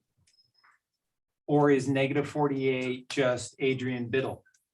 Yeah, I don't remember how we. So just quickly type in negative 48 and let's see, because when we did it last night, negative 48 came up. So once again, it's Adrian Biddle. Adrian is 47, John, and then, he died at 53 years of age in dark to light. The inverse of 53 is 35, which is JFK.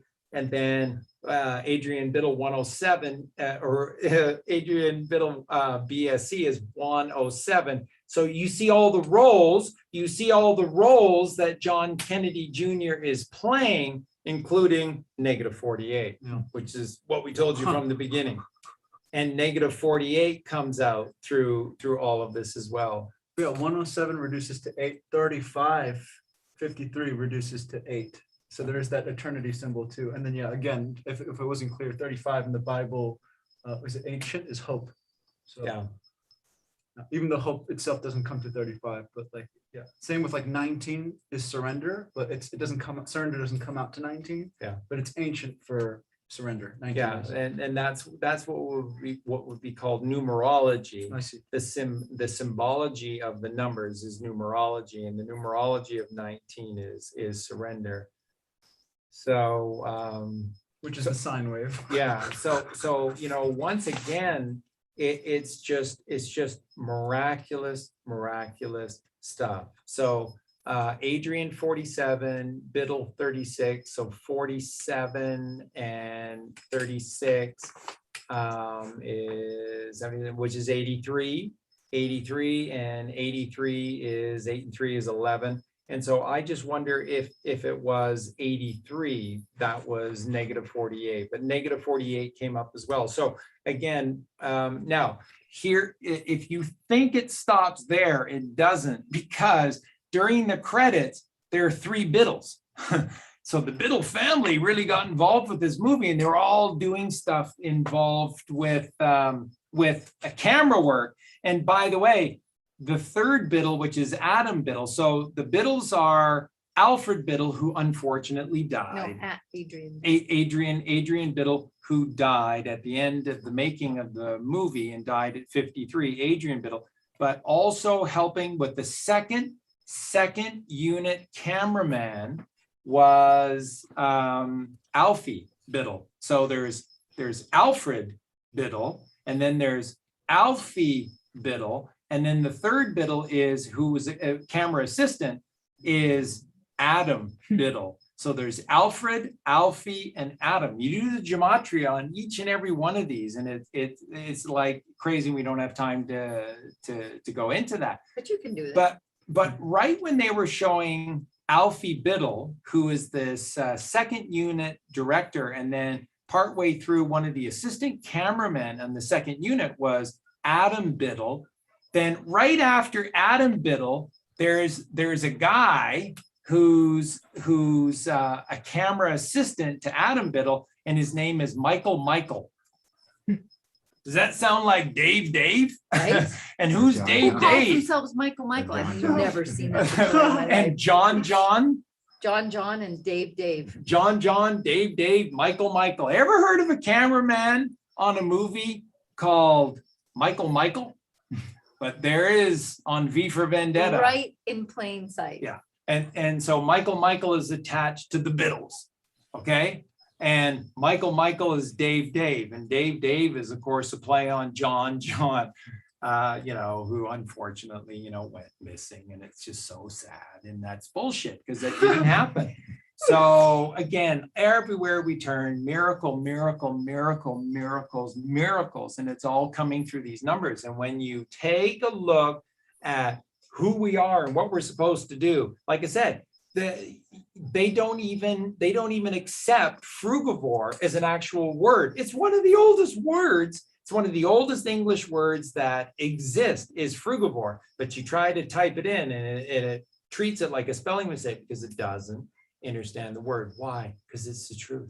And what do they give you? Lies. And if you're still stuck on the fact that 4 or 5 years ago, Colleen and I came along and said, everything is a lie, and you're still trying to hold on to your glow ball, then this is your reality. Global shit. Yeah. This is your reality. Meat, dairy, and eggs versus fruit, which is 74. Oh, Jesus is 74.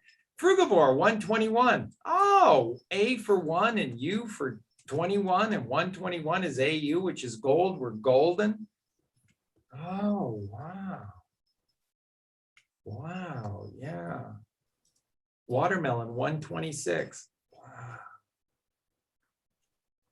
Yeah, there was speaking of fruit, there was something that Remembrancer said that really stuck with me, how fruit is actually just a condensed form of breath, of the breath of God. Wow. It's just the tree's breath as it exudes out, and that's the fruit and what it gives to us. So it's just another example of this divinity and how it's presented to us. And Made manifest, right? yeah, and that always stuck with me. And it's also the child. Mhm.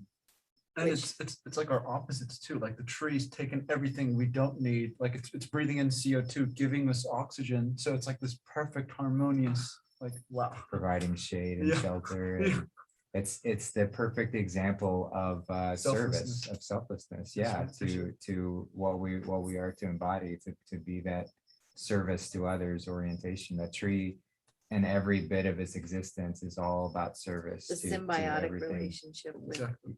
Seeking nothing in return, just continual service. And yeah, how beautiful that is. Yeah, mama lion and me down underneath the apple tree. Golden Apple 107. Oh, Golden apple, wow. 107. And that's the tourist field, the El Dorado apple. That's what in Spanish they call the manzana. Yeah, because it's the man. It's this chair is breaking on me. Yeah. I'm gonna fall through in a few seconds. Anyway, yeah. Alice in Chains 107. Mm. Breath of Life 107. Oh wow, perfect. Yeah. Almond Tree 107. But I was wondering if we could get into like the kidneys and the lymphatic system. Maybe we can bring in Toni back on this because Absolutely. it's all about balance. Because again, the kidneys, Libra is justice, so you got to balance the scales. And when you do balance, you're finally clear. You have clarity, and which is Christ. Wouldn't you say so, Toni? You said it. Did I? You did. That's brilliant. Could we maybe talk about the lymphatic system too, and just like the lymph in our body? Yeah, I always thought it was funny the way that Dr. Morse described it as being the sewer system of the body. Mhm. And how important it is to get it moving and get it out of your body. The waste that needs to come out, and we put so much waste in. And the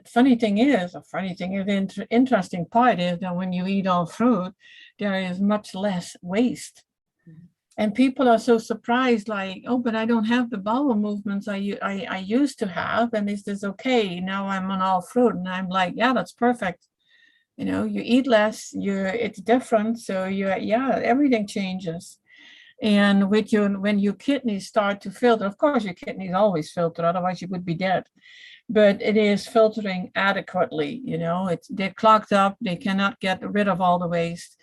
And I had kidney problems since my teens, and at first I didn't know about it, and then I didn't know what to do about it. So it's a struggle. Healing is a long journey, but it's okay, because it's the only way I can go, and I think that should be for all of us. We know which way to go, and that's actually where we started out, Charlie. With what is the right food, and what is the right thing to do. This is the path that we have to walk. Amen. And it so is, Toni. And again, look at the casualties that have been created along the way. And of course, one of them in this advanced modern society that we live in is the mother who gets dressed up in her fine dress and her pearls and her high heels to spend all day in the kitchen preparing breakfast for the family that has to go about and do their thing. Mother doesn't have anything to do. She's useless. So she doesn't have anything to do, but everybody else is, they got places to go, people to meet.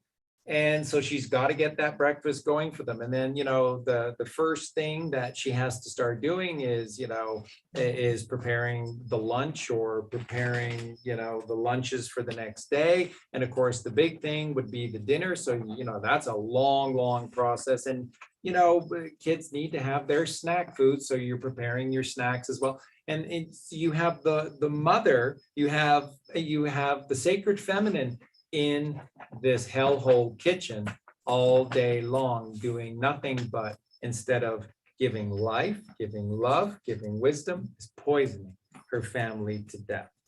And we wonder why so many mothers go stir crazy and struggle with this be at home mom, because they've got the sacred woman doing everything except what they're supposed to be doing by being at home. I mean, it is so evil. It is just so purely evil, this entire system. So this food, one of the greatest casualties along the way is this bullshit about the mother is the cook, and that's a full-time job just to be the cook. And then when you put the mother in the workforce, then of course you have Sarah Lee or you have these other mother named Betty Crocker. So you have these other motherly name food companies that come along, and what do? They put mom's cooking in the freezer for you, and all you have to do is heat it up, because now it's insanity. They don't miss a trick. They're not creative, but they're thorough at what it is that they do, and what they do is create evil, and that is just pure evil. So again, with Toni and talking about this, the beauty and the purity of this food, it means there's no preparation for meals. There's no mother in the kitchen. The real mother prepares it for you. Right? I can tell you that's exciting, isn't it, Toni? Well, actually, I like to prepare food, and Me too. yeah, that is, I've seen your creations. That was you, Eugene, but all the dehydrator. Yes, ma'am. Yeah, I have done that a lot too, and I actually to try it out. I've had a dehydrator, I think, for 5 years now, and I made these absolutely delicious pizzas. But that was once or twice, and then I keep going back to the fruit and to the juices and to it can be smoothies. And I don't know. I do like to prepare food. It's a creation. It's you create something, and then you can eat it, and it's delicious and it's nourishing. So you did a good thing. But even though when you do the dehydrated foods, it's not the fruit usually. You make the pizzas with the bottom of what is it, the zucchinis, and I have used the nuts and seeds. I stopped doing that years ago because it wasn't good for me. And now I have a dehydrator that I barely use, because fruit is just so much easier. But it is fun. But still, with fruit, you have to prepare. I mean, tomorrow my husband is going away for 5 days again, and we spend about 4 hours to get everything prepped, have the smoothies ready, have the fruit cut up and put in containers, and so that he has, you know, easy meals for while he's on the road.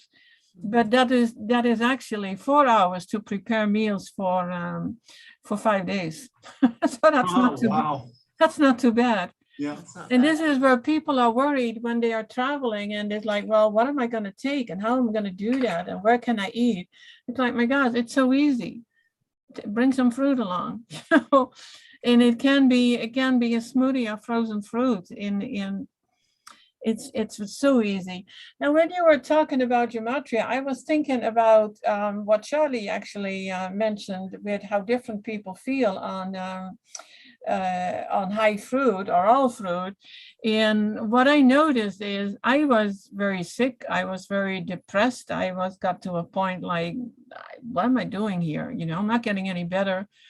Once I started on that all fruit, the depression went away. It just went away. I found myself more open to learning. And that is actually around the time that I met you guys. And things started changing, and not because I did anything for it other than just eating fruit. It was like high frequencies. And I was attracting everything in higher frequencies. At least that's my way of explaining it. It's exactly true. And Toni, it totally is high frequencies. You know, Eugene asked earlier to speak about the lymphatic system. And then, you know, Dr. Morris beautifully called it, you know, that it's become the sewer system of the body. But, you know, what are the two highest systems? So high frequencies, what are the two highest systems within us? And they're the most important. So that's the limbic system, which is in your brain, and then the endocrine system, which is regulated by the third ventricle of your brain, and then runs through your chakra superhighway. And that is regulating the essence of you through all of these sacred secretions. So if we take a look at you know, the heart and soul of the limbic system and the endocrine system, you see that everything functions, everything, whether it's physical or metaphysical within our bodies, is governed by the third ventricle of the brain. You know, that part of us, that innermost, centermost part of us within the skull that modern science knows virtually nothing about. They acknowledge it, but they know virtually nothing about, other than the fact that in the center, which is completely dark, and the optic nerve just happens to run right through the center of it, is called the optic thalamus. And that's always been known by every ancient culture as the light of the world. And then that is then governed by the two thieves in the night on either side, which is the pineal gland and the pituitary gland. That's why Jesus, when he was upon Golgotha or Calvary, was on the center cross, because he's the optic thalamus, the light of the world. And then up and to the right of him was the pineal gland, the two thieves in the night, and down and to the left was the pituitary gland. And so these are regulating everything that Toni and Eugene are talking about. Every single higher frequency, every single higher aspect to yourself is all coming through the third ventricle of your brain. So when you're eating meat, dairy, and eggs, you don't have any of that. The pineal gland is not producing what it's supposed to produce, which is melatonin. What's mela? The sweetness of honey. And what's tone? Tone is a frequency. So it's the frequency of the sweetness of honey, which is God. Because when Jacob crossed the river alone, he met God face to face in a place called Pineal, and his life was preserved, because that's what honey is. It's a preservative. And then wasn't Jacob not enough? He And- had to be named. What did he get named, Charlie? And well, Israel, but of course, you know, when did they ever put the mother first? So then it would be Ra is El. Ra is El. Razel. Ra is El. So Spell melatonin. So melatonin, melatonin. Mela. The gold. It's a preservative, and melatonin is Melatonin necessary for 103. sleep. Yeah, did you guys know that in the last 30 years, 40 years, a lot of even doctors prescribe melatonin for people to be able to sleep? Gosh. Except they prescribe synthetic melatonin, which Yes. doesn't work, but Well, costs a lot of money. The problem is that when a lot of people are taking it, and when you keep taking it, the body quits making it. That's Exactly. right, exactly Exacto. right. Exactly. And that's pretty bad. Very Yes. It's horrible. And so Colleen was just quickly, Toni, Colleen just did the gematria of melatonin, and the gematria of melatonin is 103, which is God is alive, 103, light of God, 103, God-born man, 103, Amen. God's a human, 103. And it goes on and on. Master code, biblical God code, 103. And hidden right there, you take away the O, it's 13. So you get Mary, you get magnetism, you get Jesus and the 12 disciples. 13th cranial nerve It's is the what full we circle. build. It's the 13th cranial nerve, exactly right. God is in God, 103. Generator, Trump, a favorite of Trump. Got to build them generators, melatonin, 103, generator 103, September 103, Alpha and Omega 103. Oh, wow. Which is A to Z. Yeah. Amen. Twin Flame 103, Sun Lord 103, Love Realm 103, Obvious 103. Oh yeah, and that's right. We searched this the other night. Solomon 103. Wow. Yeah, Sun and the Moon, Solomon 103. And soul of man too. Yeah. Would that be the temples again? Yes. of But course. you know, I kind of want to get back into the lymphatic system and like the kidneys and stuff. And I remember Dr. Morse saying that interstitially, which is like near the cells and inside, 80% is lymph. Yet the doctors don't know anything about the lymphatic system or the lymph. So it's just absolute insanity. And that and talking about the septic tank, so they're giving you all these, oh my gosh, antibiotics and all this bull crap. But the septic tank needs bacteria. If it doesn't have bacteria, nothing can be digested. All the solids just stay there. And let's see. And yeah, so they're killing all the bacteria. So they're allowing the kidney not to work. And then, yeah, what happens when your septic tank is backed up? Everything becomes acidic. Everything, gases start coming up, and all these like chemicals start to, come into your house. It's just the worst deal ever. So yeah, I just want to say that. Well, I switched my chair. So once again, just to quickly go over that again, the third ventricle of the brain, which is father, mother, child, is what is governing us ultimately, both physically and metaphysically. And again, the pineal gland, which is one of two God's glands, the pineal gland, which is a representation of Joseph, honey, and electricity. This is the father, Joseph, the father, and that is melatonin. Now, melatonin focuses on essentially one thing and one thing only. And this is where, again, I gave you examples of books in the late 80s and through the 90s that were coming out saying that melatonin is halting the aging process. And then they went beyond that. And then they were tying in ancient cultures, including the Hopi Indians, and who were all about melatonin. And what they were saying is that it's not halting the aging process, it's living forever. It's living forever through melatonin. So what is melatonin? What does melatonin do? It's the only way in which you produce new blood in your body. And if you're eating meat, dairy, and eggs, then you're not getting any pure new blood. And what is required for your perfect brain to be able to function, protected by the blood-brain barrier, protected by the circle of Willis, Soon as the blood, which, and it's the blood-brain barrier is very difficult to get through. Only the purest, cleanest blood will be able to pass through the blood-brain barrier. And the first thing that happens is that it enters into the ankh of the head, which is the circle of Willis. And then this is kind of like a Tesla coil, which is this purification process, stirring it up, this purification process of this fine blood that goes into your super fine mind. And that would be the blood of Christ. And right? that is the blood of Christ. But all you do is eat Pop-Tarts. All you do is drink Coca-Cola. All you do is eat McDonald's human burgers. Yeah.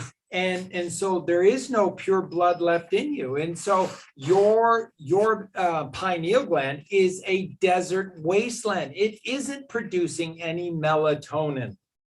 And if you're not producing melatonin, you're not getting any Christ blood rejuvenated within you. And it's really hard to be kind man Oh, without any definitely. of that as well, because like you said, Tony, there's the depression, and then there's, and then there's the residual anger, and it, And no sleep, no Yeah. rest, because rest is necessary for preservation, for the honey. Honey needs to be there for, and we say beauty sleep. Yeah, because your beauty is going to be preserved with the honey. So- Exactly right. Exactly right. So when you're partaking in all of this stuff, again, this is the absence of Christ that is within you. And where does this all get produced? Through the claustrum. Why do you think they call the claustrum the sacred claustrum or the sacred cloister? Cloister is closet. And this is where Santa Claus comes from. Sainted, sacred claustrum is Santa Claus. Why do you think Santa Claus has a red suit on? Because Santa Claus claustrum is all about your blood. It's where all the Christ blood is made, but only for the good boys and girls. So Santa's, and why do you think the story with Santa's workshop is that they work all year round? Because that's what the claustrum does. It never takes a day off. It's constantly working to be able to heal you, but you have to be able to give it with, which is what it needs. What does your claustrum demand? What does Santa Claus demand more than anything else that you do? No thought, clarity. Yes, that's right, because that is alkalinity of the mind. So take no thought for your life, and it is the food. So all that, the sacred claustrum, to do all these miracles with melatonin, serotonin, and dopamine, to do all these miracles, it only asks for one thing. And that one thing is to be alkaline. Yeah, What is alkaline, and Alex? it's not even necessarily the food. It's just getting out of the way. It's food for thought. reducing the obstructions, not taking in the thought, not obstructing with all of these foods and bogging down these systems from having to overwork and to keep us in a state of, surviving and not thriving. Because thought is another form of food. It's another form of sustenance, isn't it, Charlie? Yep. And of course, where does food come from? Metta. Food is metta. Metta Wow. is manna. Manna has nothing to do with food. It just got perverted over the years. And remember, mete, which is food, has nothing to do with meat. Mete simply over the years got changed into a term that meant food, but all food. But somehow over the years, mete simply became meat, and then meat, which is food, suddenly got changed into dead, rotting animal flesh. You get it? Do you see? Every single decade, more and more and more lies until we're complete dumbed down morons. Now, in the third ventricle of the brain, the other thief in the night, the other miracle, the mother, the milk of Mary, is the pituitary gland, okay? And the pituitary gland is negatively charged. It is magnetic, whereas Joseph is positively charged and is electric. And so what is the gematria for what the pituitary gland produces? It produces serotonin, right? Abram and Sarai becoming Abraham and Sarah. And then the miracle at 93 years of age, whose womb was symbolic of a desert wasteland, which, is the pineal gland when you don't use it. God gave the miracle to Sarah after Sarah and Abraham crossed, listened to God devoutly, got the hell out of Dodge. They got it. Where did they get out of? Ur of the Chaldees. Where were Abram and Sarai? Ur of the Chaldees. What exists to this day in the Ur of the Chaldees? The temple of the moon goddess Sin. Wow. What's the name of the moon goddess? Sin. Sin, because that's the only sin that exists, because that's putting the Babylon whore before God. Okay? And God said, get out of Ur of the Chaldees, cross 2 deserts and go to the Holy Land. And then ye shall receive the miracle. 93 years of age, her womb as dry and barren as a desert wasteland. And what happened to Sarah? She was given birth to a child, and that child became the chosen child of their marriage, and that was Itzhak, which is Isaac. Okay, now think about this. Abraham, Isaac, this is Joseph of the many-colored jacket in Egypt, which is, another variation of Jesus Christ. And that's that perfect bloodline of 42 to Jesus Christ. Okay, so that's the miracle at 93, Sarah giving birth to Isaac. What is Isaac, Itzhak? What does it mean? Happiness. It means happiness. And what's the secretion associated Serotonin. with the pituitary gland? Serotonin. What is the nickname in the medical community for serotonin? The happiness secretion. Wow. Isaac. Serotonin. Isaac. The happiness secretion. And guess what serotonin does? It provides balance. Guess what serotonin does? It takes away your cravings. Guess what serotonin does? It regulates your system. It puts you at ease. It takes the harshness of thought away from you, and it makes it easier to meditate. It makes it easier to calm down. It makes it easier to produce more melatonin. The more serotonin you have, the more melatonin you have. The more Mary, the more Joseph, So the more a Jesus. literal gateway drug. So it's literally a gateway. And so what's the gematria? What's the gematria of serotonin? 129. Is that significant? Are there other expressions that dominate 129 that are just miraculous?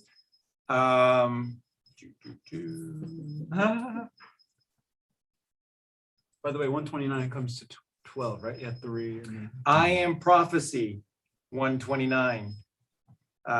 Lord God is God, 129. God's birth code, 129. Wow. Birth code. Yeah, Charlie, did you say she lived, or this was at 93 where she gave birth? And Yeah. is meta spelled META? Because Yes. that comes to 39. Thank and Adam is another, it's just an atomic word. So it's meta. Exactly. And then let's see, where was I going to go with that? I forgot. Okay. It'll come to me. Yeah, 1776 commission, 129. Kind of an important date. Oh, metaphysical. That's where I was going to go. But anyway. Yeah. Heaven is best, 129. Lord judges the dead, 129. So I mean, it's incredible stuff. It is. Toni, this is getting absolutely- really late. Are you okay? Or do you need to go, my love? Oh, I was still working on the website in the meantime, but Oh, yeah. wow. Bless your heart. Yeah, and those of you listening in who haven't checked out the website, please check it out. We should have a link in the show notes. If it's not there, we'll make sure to add it. But Toni's been working tirelessly on getting that up and running, and it's beautiful. It's just a simple way to connect with people in the community and to share ideas without the threat of censorship, without the threat of these big tech, monsters. And as we saw today, those systems are very precarious. They were down. Much of them were down today. So I don't think it's much longer before all of these systems will be going, because they have to go, because they're built on lies, they're built on deceit, and they're built on evil. So they have to go. And so our website is a great platform to segue into the space to where we can be open and connect. So And that website is? and the website is freaksenseworld.com. Oh, FreakSense World. yeah. FreakSense. Exactly. I messed up on that. But yeah, exactly. Because acidity is temporary and alkalinity is eternal. Hence, Exactly. acidity must go, Yes. must be balanced. Yes. Anyway. The parasites must go. Yeah, and so remember we said September 24th, which is on the Julian calendar, it's actually September 11th, and we said that was go night. It was go night, and today was a major day. And then some people will look at this and go, yeah, but after six sort of hours, suddenly Facebook and Instagram and WhatsApp. Twitter and WhatsApp suddenly came back online again. That's a mercy.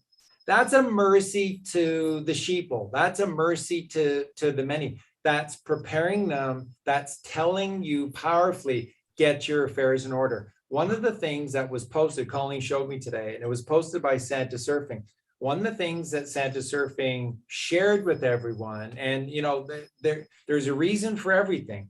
She said that it could very well mean that Facebook is gone for good, because there is no data trace left for Facebook. It's all gone.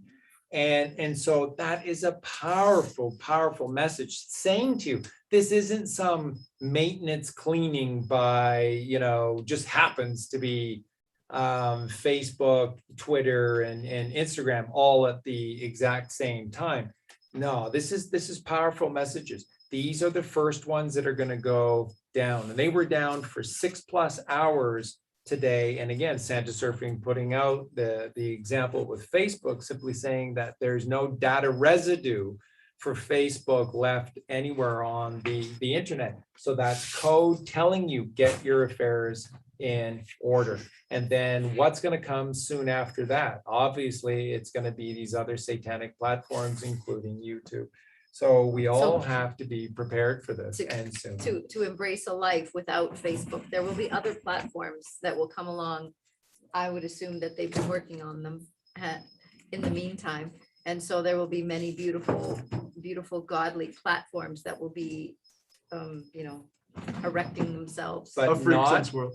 Yeah, but Freak not Sense. until the satanic system is taken down. That's right. And not until. So remember, the whole point of this is that this satanic system has to crash. It has to end. It has to stop.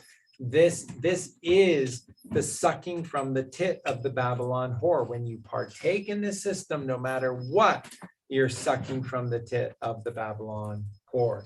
And there were, and again, heads up to everyone, soon you will absolutely not see me on MeWe. I mean, that's a ridiculous platform anyways, but I mean, the only places that I exist are MeWe, Buy Me a Coffee, and Coffee's a YouTube. YouTube Oh, videos in Rumble? the comments Rumble.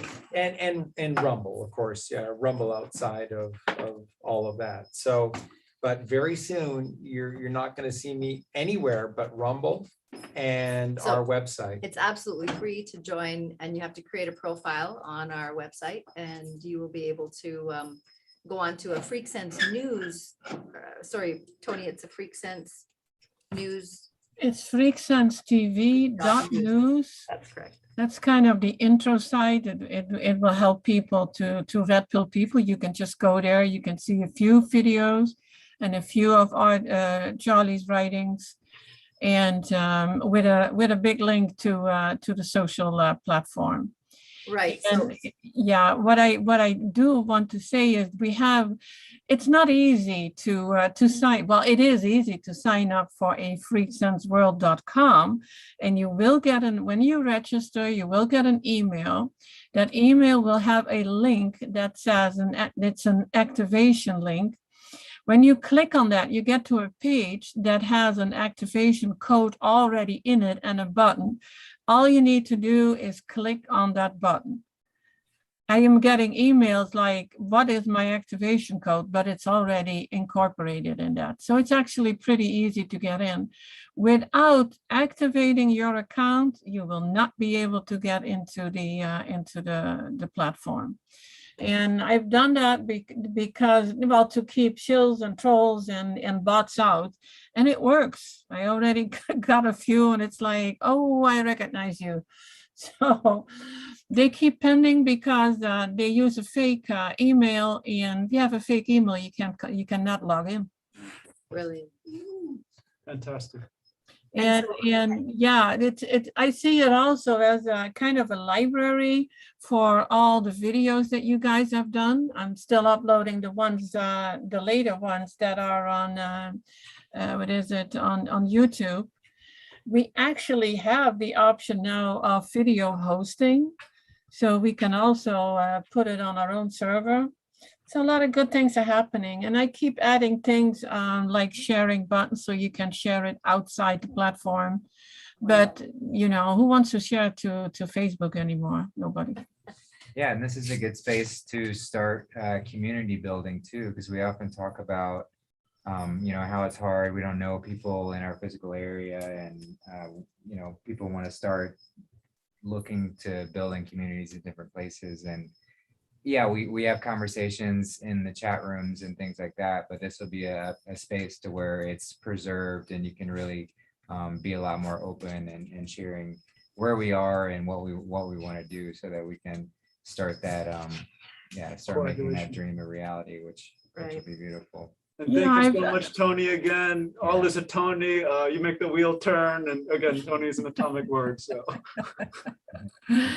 Well, I've set up groups, and I see very few people posting in there, but I don't know if there's kind of a fear to do so. But it's not just us who can post there. Everybody can post on their timeline. There are no limits. And there are forums. We just have to check out what works easier. If we like the groups better, the way they work, then instead of using the forums, we're going to use the groups. But there are ways to connect. I have been putting in locations, so people in countries can connect, and the same locations can connect. Wow.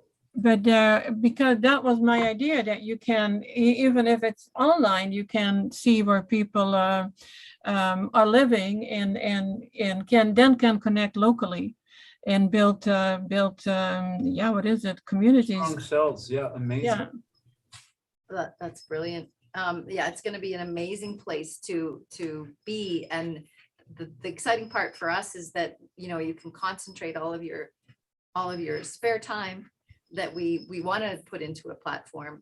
Will just be in one area, so we're very excited about that. We won't be like, you know, spread so thin that we're on all these other platforms, and it's just really hard to keep up. But and people will be able to get a hold of us. And the other nice thing is that we're going to have an area for artists as well. To want to talk about that, Toni? Yeah, it's kind of classified. Yeah, we have been talking about having people there. They can, whatever their art is, from photography to writings to music. But you suggested a few others, Colleen, that I really liked. The services that we do, they can also be in the health part. But I still have to build out the health section. And I was like, I saved that for last. I first want to have all Charlie's videos and articles there. And then we can build out, well, first the classifieds, and come up with ideas to what we can put there, and I put it up. I've already been working on it, so I just need to link it in. That's all. brilliant. Yeah, it's gonna be. But there are a few hiccups, and I haven't figured out yet exactly what is happening. It is that images are disappearing, and not with everybody, but I know my images are disappearing, and then I put them up the next day when I see that they are gone and see how long they last. I have not figured out what the heck is Well, going on yeah. with that. Perhaps there's some things going on with the internet right now. Who knows? Yeah. Yeah, but it I think it's just software related. And yeah, I mean, it is software that I'm using. So you try to figure things out. And I do work together with the developers from this software and see if they can figure it out. So be aware that can happen, but let's not hold that. It shouldn't hold us back in communicating with each other. Right. And Yeah. it may not work like MeWe or like Telegram or any of the other platforms, but yeah, it's different. And I think we are pretty much the only one who have it this way. Yeah, and if you can't tell just based on Toni talking, she puts in a lot of time and effort, and there have been some costs, significant costs associated with getting this website up and running. So if you do want to help contribute to getting this going and helping Toni out, the t-shirt store that's set up on the website, all proceeds go to website development and for Toni's time, really. So if you want some cool t-shirts, Colleen's been making some absolutely incredible designs that have been going up there, and she's adding more all the time. So those are really cool to check out. So if you've already been to the t-shirt store, keep coming back and checking it out, because they're new editions all the time. And if you haven't seen it, check it out. It's a good one. It is. And if there's any graphic designers out there who want to volunteer to aid me, I'm learning as I go, but yeah, it's a lot of fun. Yeah, graphic designers and even just helping with administrative technical stuff involving images and things of that nature. If anyone is keen in that field and wants to help Colleen and Toni out, I'm sure they would appreciate any volunteers for that. Well, what we also do with the t-shirts, which is pretty easy for me to do, if you see one design and you would like one particular design on the front and another one on the back, just let me know and I'll make it and I put it in the custom designs. I have done that already with a few requests, so they are up under custom designs.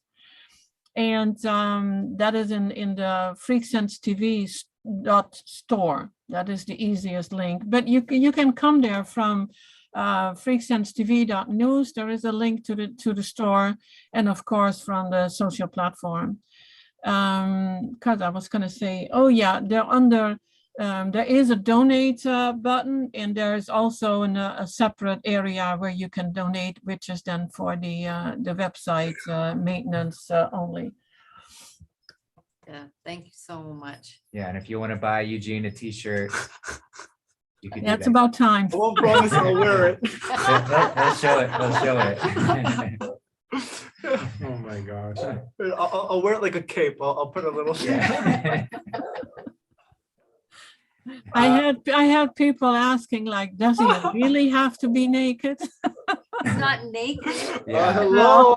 Yeah, that's No, that's- but now you can see that. But when you see only part, it's like, you know, you don't know. Looks can be deceiving. yeah. But I don't. Go ahead, Eugene. No, I was gonna say I know this is super abrupt, but what do you know about the adrenals, Toni? That everybody has weak adrenals because of the way we're living and with all the stress. And you can easily test that out by taking your blood pressure, which has to be 120/60.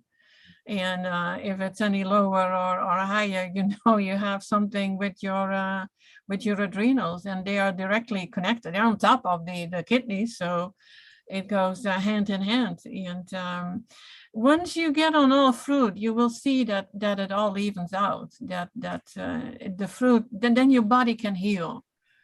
The thing is with the adrenals, with people drinking the sodas and coffees and having stress in all the things that we have to do, everybody has weak adrenals.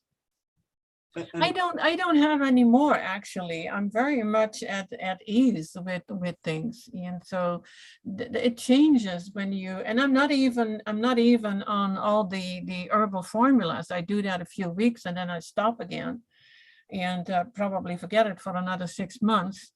And although I see the herbal formulas that we use as really, yeah, they absolutely assist in the process. They make the process a little faster. But can I say that we absolutely need them? No. If you are able to go on all fruit only, I mean good ripe fruit, then yeah, you're good to go. There is something that I meant to ask you, Charlie, and I heard Dr. Morris say that one time. It is people complain a lot about there's not enough nutrients in the fruit anymore.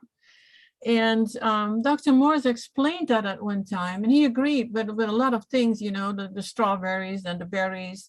It's different than they come from the bushes. It's different than with the trees. But what he explained to me, and that makes perfectly sense, if you have a tree in completely poor soil, it would not bear any fruits. It wouldn't be able to grow. But how he explained it was the roots are just digging deeper. Does that make sense? It is, and again, the miracle of these fruit trees is that they're self-contained systems. Every single aspect to the fruit tree is designed to be able to create these rings, protective layers. So and again, it is encoding the level earth as it goes. And so every single year they talk about trees with the physical trunk of the tree develops another ring. And that when trees are cut down, you can take a look sort of at a life history through the rings that exist within these trees. But again, as above, so below, as within, so without, as the universe, so with the soul, it's far beyond that. And of course, you know, that's a pretty poor excuse to cut down a living tree to be able to see its life story within. You can determine its life story by taking a look at the subsurface below. So this is what these fruit trees are doing. Everything about the fruit tree is geared towards perfection. It is geared towards insurance policies so that it doesn't matter if there is a drought. It is trapping, it is creating its own water, but it's not just that. It's water that is super enriched with nutrients because that's what the tree produces and attracts. This is the other aspect about fruit trees that people forget all of the time, is that fruit trees are attracting a living, breathing system of health. And so where we are here in Mexico, again, where is, for example, where is one of the favorite haunts of the fireflies at nighttime? They love the mango trees. They love being in, around, above, through the mango trees. Then where are we finding the predominance of those gigantic, perfect paper white butterflies? They love the mango trees. Butterflies love the mango trees. The mango tree is producing a frequency and it attracts life to it, benevolent life. And when that organic life chooses to lay itself down, this goes all the way back to Eugene again, and basically saying that when we're authentic to ourselves, then we're living the way God intended us to, which is through our consciousness. And when you bestow your essence back into the ground, that information, that coded genius is added to the circular subsurfaces, the subsurface rings. And so you're not just getting water, you're getting enriched water. And you're not just getting enriched water, you're getting genius. inside as well, because that's what these trees are. This is the fruit, which is Colleen said, the child. So, and to tie all of this together, and we can bring the show to a close as well. We talked about how the third ventricle of the brain governs both the limbic system and the endocrine system. So this is governing the essence of us, is through this third ventricle of the brain, and how the three miraculous glands of God, pineal gland, which is Joseph, electric father, up and to the right, our life is preserved, and down and to the left is the milk of the mother Mary, magnetic, negatively charged, and that is serotonin, melatonin, serotonin, and then down underneath the pineal and the pituitary glands, creating a circle around the optic thalamus, is the hypothalamus, and that's where, by the way, your chrism oil goes to rest for 2.5 days. So half a day, it has this incredible journey from Santa Claus in the North Pole all the way down to the sexual place, which is the sacral plexus. And there it fertilizes the psychophysical seed created from the solar plexus, which is the baby Jesus, that then rises the 33 vertebrae, which is the 33 years of life of Jesus Christ. Can you just bring life back to that amazing screen again? And this is the dopamine. Okay, so the hypothalamus produces dopamine, and so this is what Colleen and I've taught for 4 or 5 years, whatever it is now, is the three magi, the magic from the tribe of Zoroaster that came from the east that celebrated the birth of baby Jesus, are melatonin, serotonin, and dopamine. These are the three elixirs to eternal life that are given to all of us. You just have to be Christ-like in your life to be able to use these gifts. These gifts are bestowed upon all of us at that born day. So again, pineal gland, melatonin, which is the claustrum, Santa Claus. This is where all new blood comes from. New is Jesus Christ. So this is Christly blood, and it only comes, and if you're eating meat, dairy, and eggs, there is no Jesus within you. You're people who eat meat, dairy, and eggs, they struggle with laminin within their body and the system because they don't have a laminin side of them, right? Again, you just be anti-Christ, which is satanic, and there's no Jesus within you, which is what holds your innards together, is laminin. So it's probably a good idea to get rid of meat, dairy, and eggs. And then pituitary gland is serotonin. The happiness secretion provides all the balance, contentment in the world. You're no longer having these hunger pangs. You're not running for this food or that food, and what you're content.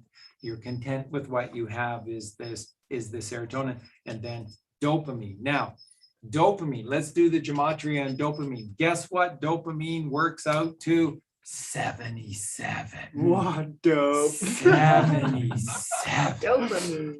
Dopamine. Christ is 77, isn't it? Christ is 77. Power is Power. 77. Power. I think. Yeah. I'm not sure. God wins, 77. Dear Lord, 77. Jesus see, Amazing. 77. Sacrifice, 77. Biblical code, 77. Sacred code, 77.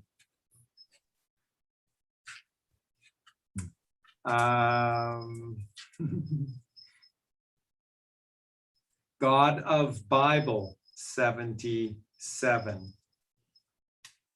Of light, 77. G-spot, 70. The God spot. 7. Zodiacs, 77. Amen. And Charlie, when Fathers, 77. Power, 77. and when you say that, it always comes in three gifts, and even tribe is tri, and then Tori, the tree, is Thori, it's Thor, and Yeah. there's always the leaves reaching for the father, Yeah. the roots going to the mother, and then Yeah. the stem. Mhm. That's uniting the two, the treasure, let's bring the treasure up and down, right? Yeah. So, Yeah. yeah. Yeah, It's so, fantastic. so you see all the gematria symbology towards Jesus in Christ 77, dopamine 77. Again, what do we teach? Pineal gland, melatonin, God's gland, melatonin, and then pituitary gland, mother, milk, Mary, serotonin, happiness. And then the hypothalamus, which is where the chrism oil, which is our Christly essence within us that we must rise, is laid to rest for 2.5 days. Is the child. Do you not see this? Do you not see this? God, mother, child. God, mother, Mary, Jesus Christ. Melatonin, serotonin, dopamine. ABC. Talking about Top do, ten. me, you and me, baby. That's right, 1, baby, 2, you and 3. me. Yeah. So thank you, Adrian Biddle. Thank you, Alfie Biddle. Thank you, Adam Biddle. And then the assistant cameraman to Adam Biddle was Michael, which is Dave, which is making fun of John. Now remember, we're talking about the movie V for Vendetta. Or John Galt from Atlas Shrugged, or wherever you want to go. So, and that leads us to one last thing here for tonight, everyone, and that is we're going to come back again. I'm beginning to feel less tired.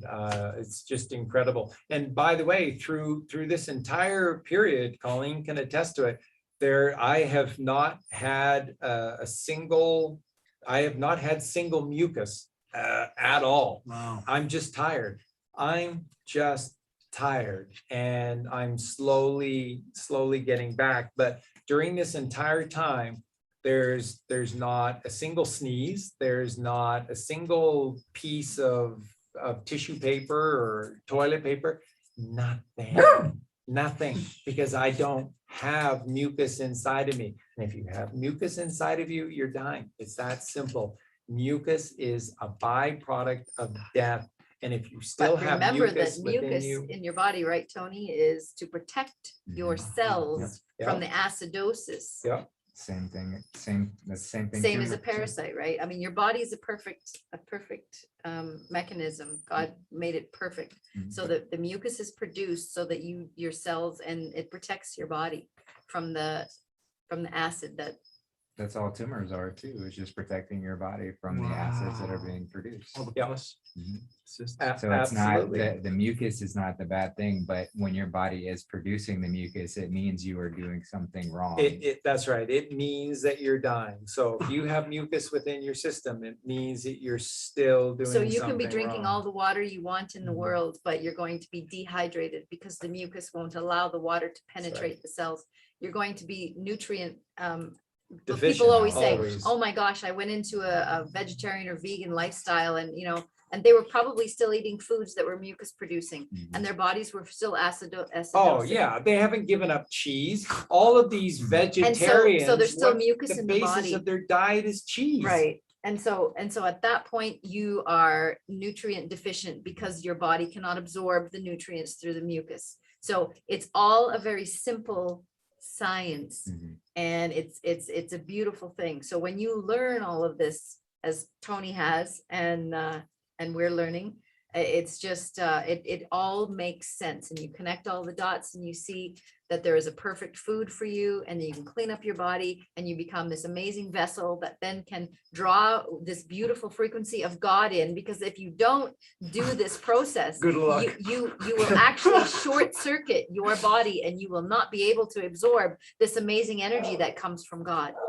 So it's It's exactly essential. true. It's essential that you do this process of cleaning up the body so that your body can then handle this new energy that is meant to come in. So when it says in the Bible, this taking of the old wineskin, Oh, right, and pouring new wine into it, you're going to short circuit. exactly. It's going to ferment. Mhm. So it's an allegory for what we need to do to become the higher regenerated man. We need to become a clean vessel, and then everything will work in perfect synchronicity. Which is Yeah. Christ, And- which is oil, which is renewed, and what was it? The soil funny enough, it's S oil. It's a sine wave of the oil. So you must eat from this. Yes. Yeah, and it's important to note too, for anyone who's gaining some inspiration from these kind of conversations to make a shift in your lifestyle, to note that it's not an overnight fix. It's not a quick thing that just happens, because of the state that we're coming from and the amount of toxicity that we've been putting into our bodies over our lifetime. It does take some time. So this is something that, it's a process. There's a lot that can go into it.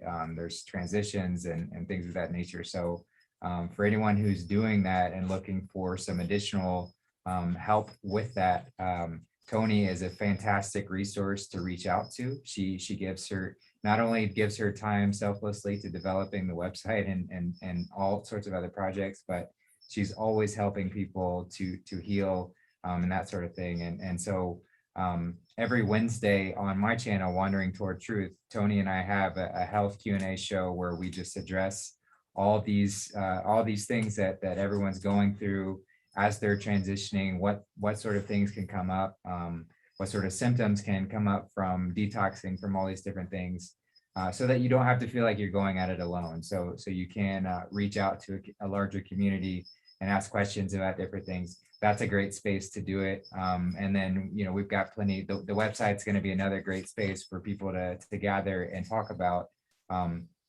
this transition and how we can best do it, how we can get our kids to eat in this sort of way, which is pretty simple once you don't ruin them first, but to transition them back if they have adopted that sort of lifestyle. And So to educate them. And how it can be fun. Yeah, exactly. And Who doesn't want to drink orange juice all the time? Yeah. Seriously, Right. you're always telling your kids, not only one glass of that so that you can put the rest of that Oh. food into your system. And you're just like, I just want to drink the juice because the kids know. right. And then they're full. They're too full to eat the shit that you were going to feed them. And then they can't absorb it because they're so mucus filled. And then they have snotty noses. And then they have ADHD. And then they have all of these other issues. Pimples, And they, yes. and then Yeah, they and become you're- problem children. And then they're yeah. little demons running around. And you're carting them off to the doctor to get the jab. Yeah. There you go. Yeah. You poison them and then you drag them off to get the jab because that's the byproduct. So when we of, realize that we are culpable, Yeah. we have caused this and we need to clean it up. So, and that goes on every level. So when we take responsibility for that, then we can begin the cleanup. Yeah, last stage of grief, I think, is acceptance. Yep. So you got to move on. You Gotta got to move accept on. where you're at. Yep. And then everything can get better.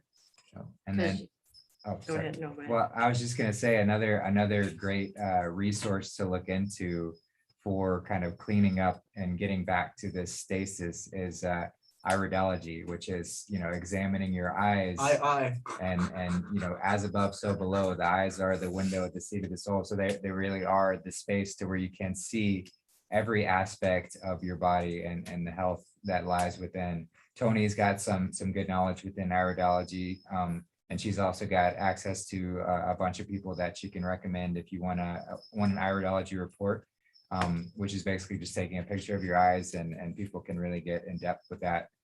So just another kind of plug for that. I believe tomorrow, if anyone saw the last episode we did, Mankind's Quest for True Health with KC Vegetable Police, we had John Stearns, the Mangotarian, whom Toni works with and knows very well. He's a great iridologist, and I think we're going to start doing shows where we just go over people's eyes, and he can go over this is what this indicates within the eye, and maybe we'll have Toni come on too to share her wisdom in that regard. So just be on the lookout for that. I think we might even start that tomorrow night, and with that we'll be sort of asking volunteers to submit their eye pictures so where we can go over them live on the show, and Not John me. and John can go over them, And maybe John can share how to actually take a picture of the eye yeah, so that it's clear so that you can see. Because I know it's a very tricky thing to try to get that. You have yeah, to have a light up there so you can see everything clearly. you do need help. And Dr. Morris has on his YouTube channel has a great video, and Toni as well on her YouTube channel has that same video on how to take a good iridology picture so that Wonderful. it's clear Wonderful. and shows everything. That's so amazing. All of those. I mean, these are resources for all of us to learn from, because it's know thyself, Amen. know thyself, know thy enemy, which is the left brain. Know thyself. Resource. Right? It's a reword. Yeah, Yeah. which resource is rightfully established source within you again, which is God. Which God is what is, we're God doing. is the source people, of and all. we can do this. Yeah. And we And- will and- be. And remember, God is stillness and silence, so he does everything through the mother and the child. And remember, the mother, Mary, magnetism is constant motion. What is mag in Sanskrit mean? Motion, constant motion. The mother never, ever, ever stops. And because she is a scalar wave, she's constantly rising. And she never goes anywhere empty-handed. So she's always taking the child with her. So you're looking So for free energy. Everything in your life is between the mother and the child. The child is Jesus Christ. It's a She- mother and child reunion. And that's what Simon's saying. And was his first single that he did when he went solo after Simon and Garfunkel was a mother and child reunion. Is only a heartbeat away. Beautiful. And this is just highest possible truth. This is the true rock and roll, which is roll the rock. So I want to get into just briefly here, because I'm very excited passionate about doing the show Wednesday, which is all of these people who have been John Galton, and all of these people who have stayed on the right-hand side of things, like Mel Gibson and some of the others we've talked about tonight. But just one last thing about tonight's show is this: do not have sadness or regret in your heart for these doctors and the dentists and these Police. scientific researchers and police and whatnot. All these people who have been on the wrong side of all of this, trust me, they all know that what they've been doing isn't right. They know it. How can you be a doctor in this day and age, of a conventional physician in this day and age? How? And still have the audacity to look anybody in the eye, or to have the arrogance to have a single patient is beyond me, because you have to just be full of shit. You literally have to be filled with nothing but shit inside of you to be able to continue the Pharisee that you've become, because everything is just one massive lie. And we don't need to feel sorry for them. They made their beds, And and they they're will gonna have to lay. make their atonement, and that is up to them, and it is free will. So when you see hospitals disappear, they have to. Amen. When you see conventional doctors disappear, they have to. When you see schools disappear, they have to. So don't feel bad for all these teachers that knew that most of what they're teaching is just complete and utter nonsense, but never said a word, because at the end of the day, right? And all of these pastors, all of these churches that will come tumbling down, just as Jesus predicted, will come tumbling down. And all of these pastors that'll be without a job. Don't you have, regret and remorse in your heart for them? They knew better. They all knew that there was something more to all of this. They knew it, but they didn't say anything, because they need to be able to make the mortgage payment on their 4-bedroom home. And they've got a Mercedes, and then they've got that van that, the wife uses for the kids and stuff. And they have to have fine looking suits, because, people aren't going to take you seriously as a representative of Jesus unless you have fine clothing, right? Just Because lie that's after the lie. basis of what Jesus taught, was all about, having clothing. Even Outerwear. though Jesus said to the apostles, I don't want you taking a change of clothes, and I don't want you wearing shoes upon your feet, and I don't want you to clean yourself. I want you to present yourself the way that you are, and share this sacred truth in the way that you truly are. But that seems to get lost in these pastors and these priests and these churches. So don't feel sorry for any of they're all complicit. They're all complicit and they all knew better. And dentists and dentistry, good God. Now, the good news, some of the things that have, escaped, you've heard certain aspects of things with regard to the medical profession, med beds being one of them, but we've heard some amazing things with regard to the dental industry as well, and that there are microbial organisms that can just, from something as simple as just being swished around for a few minutes inside of your mouth, can go right to work at healing all of the ills and then putting back what has been taken away. So remember, you don't panic about anything because, well, the doctors cut this out of me and the dentist, they obliterated my teeth and I've got huge chunks. So I'm hooped. I just hope that there's hope for my children. No. You're not thinking this through. God can undo anything the hands of man have done, but first you have to become righteous. First, you have to cast thy net to the right. First, you have to be all in with God, and then you'll start receiving the miracles from God. And he can correct anything a dentist has done to you, including growing teeth back. Yeah, we'll discover all of that very, very soon. So that's Well, exciting. And it's already happening. I mean, you look at what Dr. Morse is doing. He had somebody Regrowing regrew toes. a toe. Like literally their toe was falling out. They had diabetes. He cleaned them up by doing, guess what he did? Guess all he did to get them to regenerate a toe and to cure diabetes. Fruit. Yeah, fruit. They switched Jesus, to simple. all fruit. Switch to all fruit and use some herbs to kind of help move things along, but all fruit and that's it. We just have to get out of our way, and the fruit is the simplest, it is the easiest to digest, it is the most alkalizing, and alkalinity is just all about ease. That's all alkalinity is. Acidity is difficulty. It's putting stress. It's disease, or we could be at ease and regenerate, alkalize. It's true. It's absolutely true. And when you intake large amounts of raw fruit into your diet, do you know what that is the greatest catalyst for? So we talked about these three sacred secretions of the third ventricle of the brain, melatonin, serotonin, and dopamine.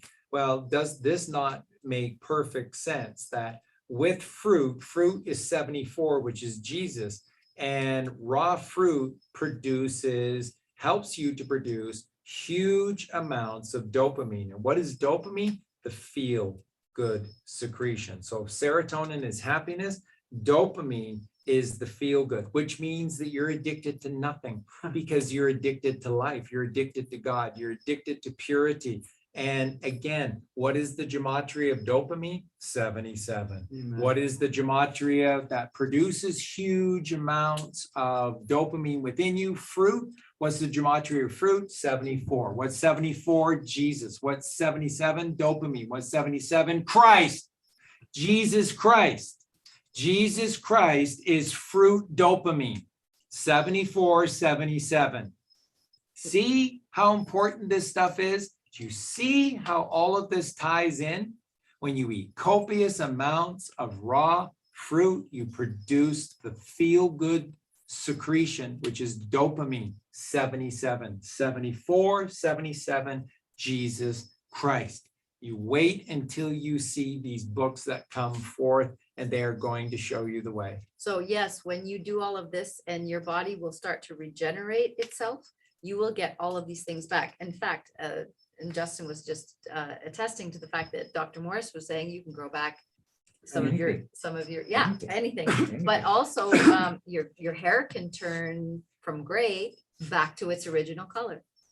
Your hearing can come back. Your eyesight can come back. All of these. Yeah, well, gray is just taking color out of life. What is the spice of life? Color. So when you're living, you've got lots of color. What's the first thing you see with somebody who's dying? They have no color to their skin as well. You can see that they're dying. So when your hair turns gray, it means you're dying. Well, your body's in But- stress and you're Exactly. But Charlie, that's what people do. No, that's what human persons do. Degenerates. Human persons, degenerates do. They die. Ask Moriarty and BBC Sherlock. That's what people do. They die. They roll over and they die. But you're an eternal creation. God is the God of the living, not of the dead. Let the dead bury the dead. Get on with life, which is fruit. Which is why Jesus gave life. And, you know, in the same tissue regeneration video, a lady who couldn't walk started to walk again. What more is Jesus? What more is the fruit? exactly. And the same So- thing with, Go ahead. just one last thing, because my parents are doctor and dentist. Like these people, because if you don't know astrology, if you don't know astrologos, which is the word of God, if you don't know the angles, how are you trying to tell someone what to do? Like if you can't look at the eye and see that's a representation for all the light that's within you, because without the eye, there is no light. So if you don't even know that, what are you doing? If you can't look at at an individual's eyeball, if you can't look at man or woman's eyeball and see flat earth, I can't help you because it's there in plain sight. Flat earth is Plain there. sight. In plain sight is the individual eyeball. So, and if you're missing that one, I can't help you. So, I mean, it's all so obvious. It's all so simple. And it's all about fruit 74, Jesus 74, dopamine 77, Christ 77. Come on. This is overwhelming. This stuff is overwhelming. Frugivore 121, where A is 1 and U is 21. Plain sight. AU is gold. You were golden. Can I read it? Go ahead. In plain sight, 138. In plain sight, 138. Donald Trump, 138. Lord Christ, December 138. God has birth code 138. Joe Biden, Lucifer 138. Lord is coming 138. The angels rock And they 138. roll. Yes. The angles rock. And remember now that Baron Trump 138. 138. Oh, Now Melania is the my dog. is the Queen of Russia, and that is what are the name of the Romanovs? The Romanovs, yeah. So Yeah. she is from a bloodline. So is she Diana or something? Or She's not Diana. okay. No, No, But no, the no, no, Romanovs- no, no, Uh-huh. no. you would know better the Romanov family. Yeah, yeah, white Russians, Tartarians. So, yep. But Diana, no. Diana is a certain strand. It's a fruit strand. That's all I can say. Is Diana. So Wednesday night show is Fireside Chat number 5, and this is the John Galting process explained. So who's John Galt? This comes to the Ayn Rand novel, Atlas Shrugged. You have to read it. The movies are absolute must-watches, as well as the trilogy. And it explains this entire process and the symbology and the parallels between Atlas Shrugged and what's going on are just overwhelming. And that's why, by the way, at 47 seconds into the first movie of the Atlas Shrugged trilogy, the first movie, 47 seconds in, the voice of Joe M., which clearly was John F. Kennedy Jr., John at one point, starts speaking for 17 seconds as he's talking about how horrible things have become. So it's all tied together. And by the way, it's been Colleen and I that have decoded all of this stuff. We're the ones that decoded all of this, and the reason is simply because we're clearly reading the same books that Junior was reading as a young person. Clearly, he was all in with Professor Tolkien and the Lord of the Rings and Lewis and the Chronicles of Narnia and Ayn Rand and the Fountainhead and Atlas Shrugged, and it's just Sun Tzu and the Art of War, and it's just this how we know stuff, because we've been on the right side of this path since we were kids, because we were innocent and pure kids in a disgusting world, which is why we found each other, which is why we made our way to one another, and we deserve one another, because we're just innocent kids. So don't kid yourselves. Through this entire process, there has been no one that has been giving you the truth, the whole truth, and nothing but the truth. Now, there's a reason for this. There's a reason as part of the Q team, and then there's the disease that's out there and all of the truth community. And you still think you know that the mainstream media is completely owned, completely controlled, and completely owned by the cabal, but not the truth community. Not the truth community is just filled with good people. I mean, David Icke, for God's sake, is just busted his ass telling lies and lies and lies and leading you down cul-de-sacs, but he's a great guy, because we all learned this and that from David, but they went nowhere because David he's really good at leading you down cul-de-sacs and stuff. Why do you pick on David Icke? Because he knows better.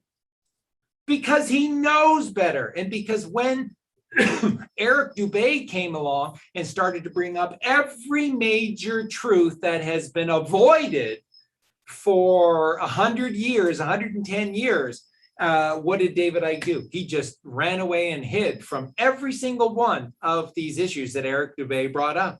Flat Earth doesn't really matter. What was Mark Passio saying?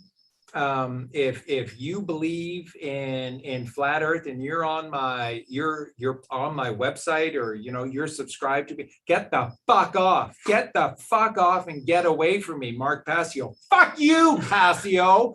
Once a Satanist, always a Satanist. And Mark Passio's done great work showing you who these fucking Satanists are, because he is one, and he's never stopped being one, because that's who Mark Passio is. And it's the same with Jordan Maxwell. Great guy. Jordan Maxwell knows so much about the Bible. He knows so much about the Egyptian Book of the Dead. He knows so much about the Quran. He knows so much about the Bhagavad Gita. He knows so much about astrology. He knows, but he can't put two and two fucking together. Thanks. Why? But you know what? I don't know. That's I'm okay, scared because all the time. they've obviously been led down a road of eating meat, dairy, and eggs, and it actually does fog your system up, and you aren't able to really discern the things that you need to. So, and God bless these people, because they're gonna need it. But in the future, when they know better, and if it's their choice, it's their free will. If they don't do better, then they reap the rewards of either world. We're at the crossroads. We are, Yeah. and you There's can't, no- there is no middle road, no, right? there's So, Yeah. that's all we're saying to you, is that you, at this point of the juncture, right, we have the ability to go down one or the other. It's the left or the right.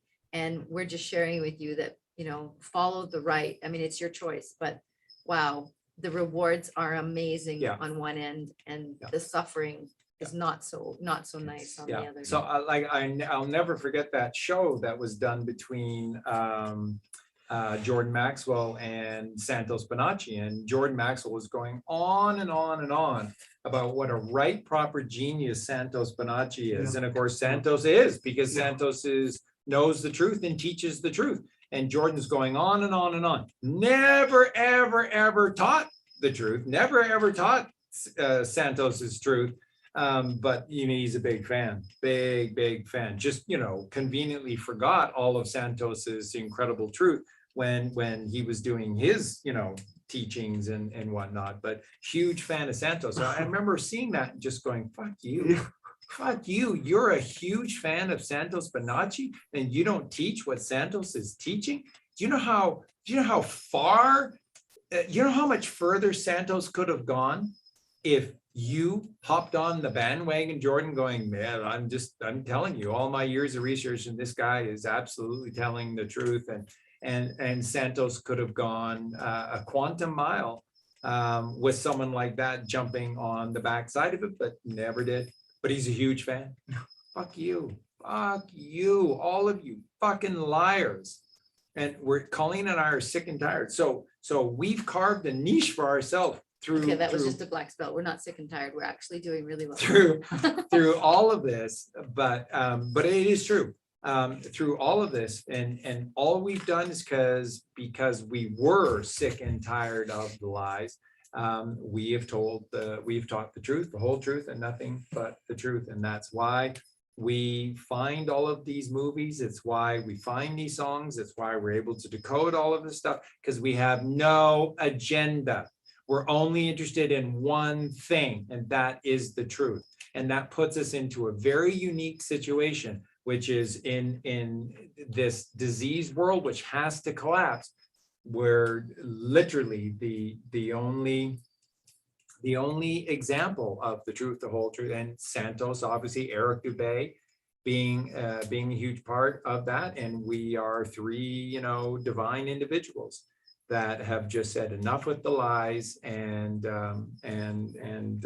we're only moving forward with the truth. So it's a beautiful thing. Now- And now on Wednesdays. Wait. Go Now, the ahead. Trump train is a frequency, and the Trump train is moving in a righteous manner. And so you want to jump on that Trump train. 150. And you can't if your frequency is too low. So at this point, we need to raise our frequency, get on that Trump train. And the Trump train gematria is 150. Yeah, 183. well, no, because Colleen you're right, It's Trump train, the- but this is the the Trump Trump train. train. that Trump train. So that Trump train is 183. And open your eyes, 183. Order out of chaos, Wow. We were 183. talking about 138 earlier. But yeah, I would also say that what separates you, like Jordan Maxwell, from like you guys in Santos is purpose. And what I see in purpose is purity, like P, photonic light, gold, so it's fire. And then Po is posture, composure. So you guys had that pose. And then that gives, again, reason, which is Rhea sun. So you guys found the sun. You guys found the sun through the mother. Yeah, absolutely. So it's beautiful how it all works. Transformation, 183. Christ the Redeemer, 183. Bloodline of Jesus, 183. Open your eyes, 183. My Lord's my faith, 183. Keep your soul, 183. Wakey. Zombie apocalypse, 183. Wow. Master code creator, 183. Going home to heaven, 183. I mean, it's just overwhelming. These are all signs from God. This is God's overwhelming. language, and he's talking to us. And so it's so beautiful. And There are thank no you. coincidences. There aren't. Thank you so much for sharing all of this with us. Toni, I'm not sure if you're there right now, hon, maybe you're sleeping, but we love you and thank you so much for coming on the show and sharing your gnosis. Toni, you're just amazing. We love you so much. And all of you people who are in our family and those of you who are listening, thank you so much for being here. Now, this is a week to remember. So it's happening, people. And yeah, it's absolutely happening. Don't kid Coincidence yourselves. 103, bullshit 103, politics 103. Yeah, don't try to convince yourselves that what happened today was some kind of fluke or whatever. It's a mercy for the moronic masses to get their shit together one last time with regard to Facebook, Twitter, and Instagram. Mostly it's because that's how most of the satanic people stay in touch with their families. They don't even have phone numbers anymore. It's just through Facebook, Instagram, and Twitter. It's just incredible. They're all in with these satanic platforms, which So makes this will give perfect them sense. the opportunity to pull off their pictures, to connect with their family, and know that this will happen again. Yeah. How many new subscribers to Telegram 50 today? million, over 50 million subscribers to Telegram today. So Telegram is the platform to go on to connect. We can phone. It is and you not can perfection. video. Yeah. There, of course, it's been slow today because today had 50 million subscribers come on. Is it Junior's platform? I think it's Jamie's Ah! platform. And Michael B. Protzman said, or was it B. Protzman said, it's the only app he ever had. Yeah, right. Yeah. Well, Michael, that might be true for that character. Exactly. For that character. Yeah, and don't kid yourselves about that as well. So Wednesday night, just 2 days away, Wednesday night. This is going to be an amazing show. It is, and everyone's going to speak a lot and passionately and powerfully with this. And I want to make this point one more time, that all of these people that have stood on the right hand side of all of this, when everybody else was falling by the wayside, there are millions of these minions that gave in, millions of these minions that are drinking children's blood, all for this fake fame, all for fake positions of leadership, fake. These people that truly denounced Satan and defended God are heroes. They're heroes, and they need to be treated like heroes. And I just cannot say enough for Keanu Reeves in Hollywood, being this father, being this figure of righteousness, all of these roles passing him by and stuff, because he wouldn't partake in stuff, and all of those, Mel Gibson and Denzel Kevin Washington. Costner and Denzel Washington. Denzel Washington. What did Denzel release today? Denzel said, I've never seen my career as one movie or one role or one persona or one this, one that. He said, I've seen my movie career as part of my life, and that's just being on the right side of things. And he said, if you stay on the right side of things as your main purpose to life, he said, well, it served me well. And that's what it's about. Sometimes you pick roles that are holier than others, and some that aren't as holy as others and whatnot, but you stay on that path, you stay on that frequency, you stay on that life force, which is God is the God of the living, not of the dead, and everything is going to work itself out righteously. So again, to Mel Gibson and to Denzel and to Brendan Fraser and Kevin Costner and Clint Eastwood and What's his name who Keanu played Reeves, Frodo? What's his name who played Frodo? Elijah Wood. Oh. Absolutely. There will be a very We love nice you. list of beautiful Yeah. people when this is Yeah. all disclosed, and Yeah. we'll all be able to Tom Petty, Celebrate Michael our Jackson, time. Prince, Robin Williams, and my name's Flag. Just look at the flag. My name is Flag, Robin Williams. yeah. Yeah. Steve Irwin. Yep. Stephen and Rob are women right now. Doing it for the greater good. Doing it for the greater good. So these are people that where everybody else was capitulating, they didn't. And we need to make a big deal. We need to make a huge deal. And when these ones come forward, Elvis at the forefront of all of this fakery, and Elvis, who said absolutely not, and John Lennon and George Harrison, who said absolutely not, where fall and I don't think Maybe the real Paul was John Galton. exactly. too. We don't know. We don't But anyway, know. we'll talk about that tomorrow. Yeah, so Wednesday Oh, yeah. night. So Wednesday, that's sorry. what's coming. What is the John Galting process? Who has been John Galton, and why this is so important? It's huge. And they're the ones that are coming. Michael, Dave, John. So closing comments, hop in everyone. Love you guys. Great show. Yeah. Toni, we love you. Denounce Satan, renounce Christ, God. Yeah, I mean, this is just another reminder that the time of choosing is here. So it's not I mean, we talk about how this is a game that we're playing, but it's a game to play seriously, and it's a game to take on so every little bit in your life, just make sure it's a righteous choice. Just make sure that each action is a righteous action. And what we talked about tonight was all about the food. And I know a lot of people that listen to us are still struggling with this decision on letting go of the meat, dairy, and eggs, letting go of the processed foods, letting go of all these addictions, these things that keep us rooted. And you know, I can speak from experience, because even just a year ago, I was still there. I was still rooted in those concepts. That was one of the hardest things to let go of.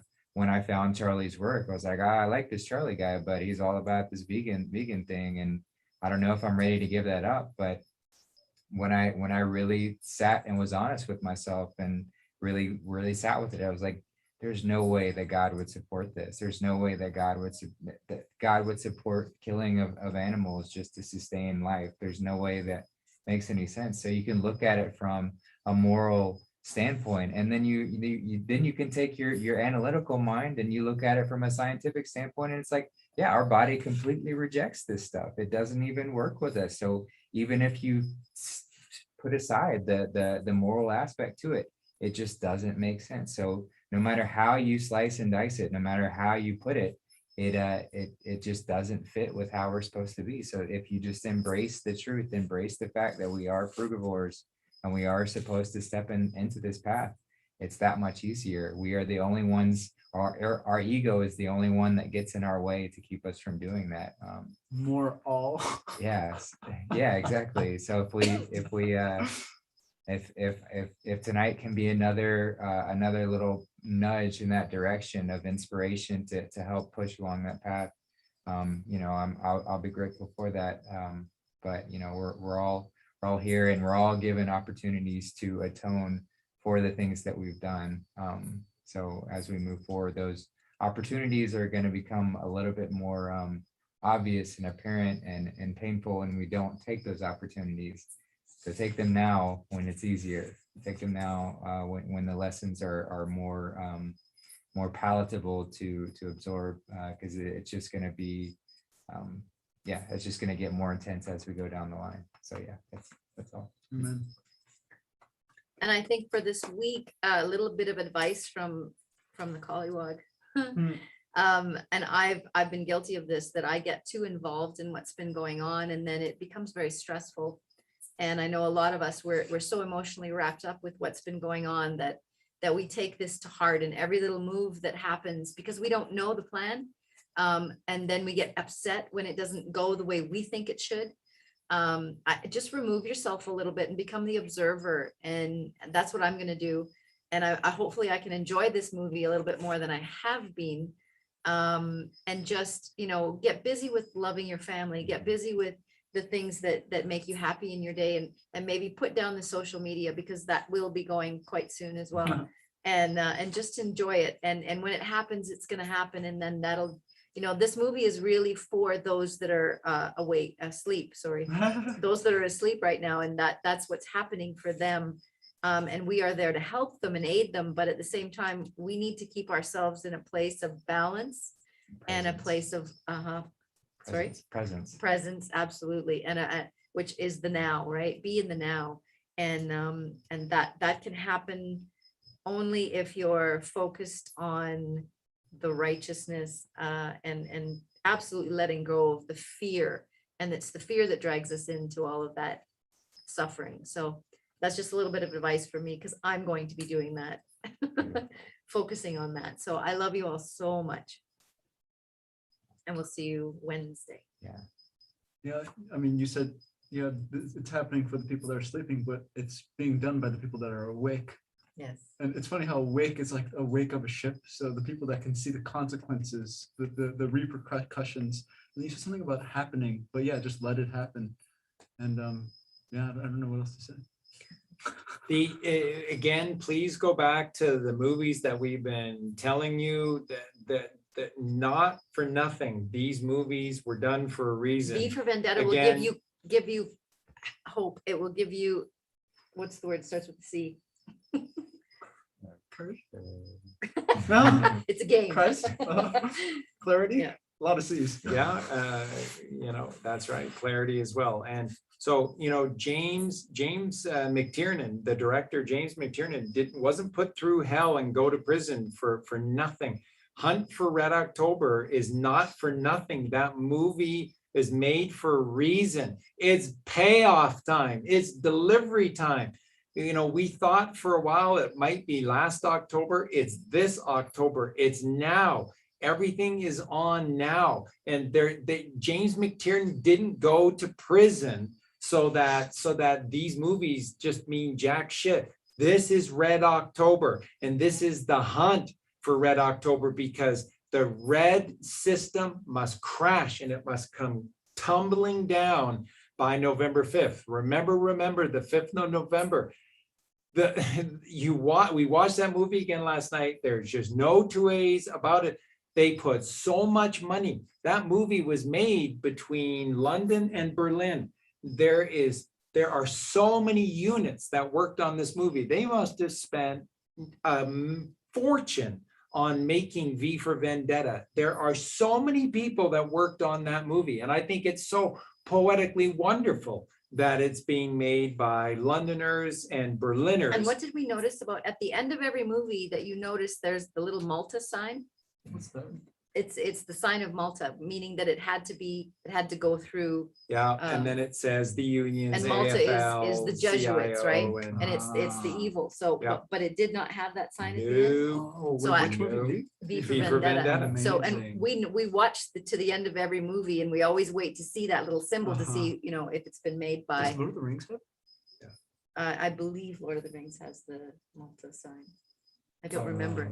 I can't remember. at We'll have this to check point it out. now. Okay, But next time. Yeah. so not for nothing, not for nothing, V for Vendetta, they spent a fortune making V for Vendetta. It is just pure genius. It is one of the greatest movies ever done. And it's our story. It will This is console what's your going heart. on. And we thought maybe there was a chance last November that it would play itself out. It's this November. So, and whether this is the Julian calendar, so then November 5th becomes November 18th, you know, based on one calendar or the other, it's hard to say. But these movies were not made for nothing. They're not going to let V for Vendetta pass. Independence Day, the blowing up of the White House, and V for Vendetta, the blowing up of the British Parliament. I mean, And just- trust me, the first domino has fallen. Yeah, the fuse has been lit. The fuse has been lit. so again. Nothing can just- stop what is coming. and That's It's right. coming faster and faster now. That's so, right. Yeah. So, okay, yeah. So, and we'll see you Wednesday night. It's going to be a great show on the John Galting process. Love you guys. Mhm. Thanks for hanging out with us. Talk to you next Truth, light, time. love.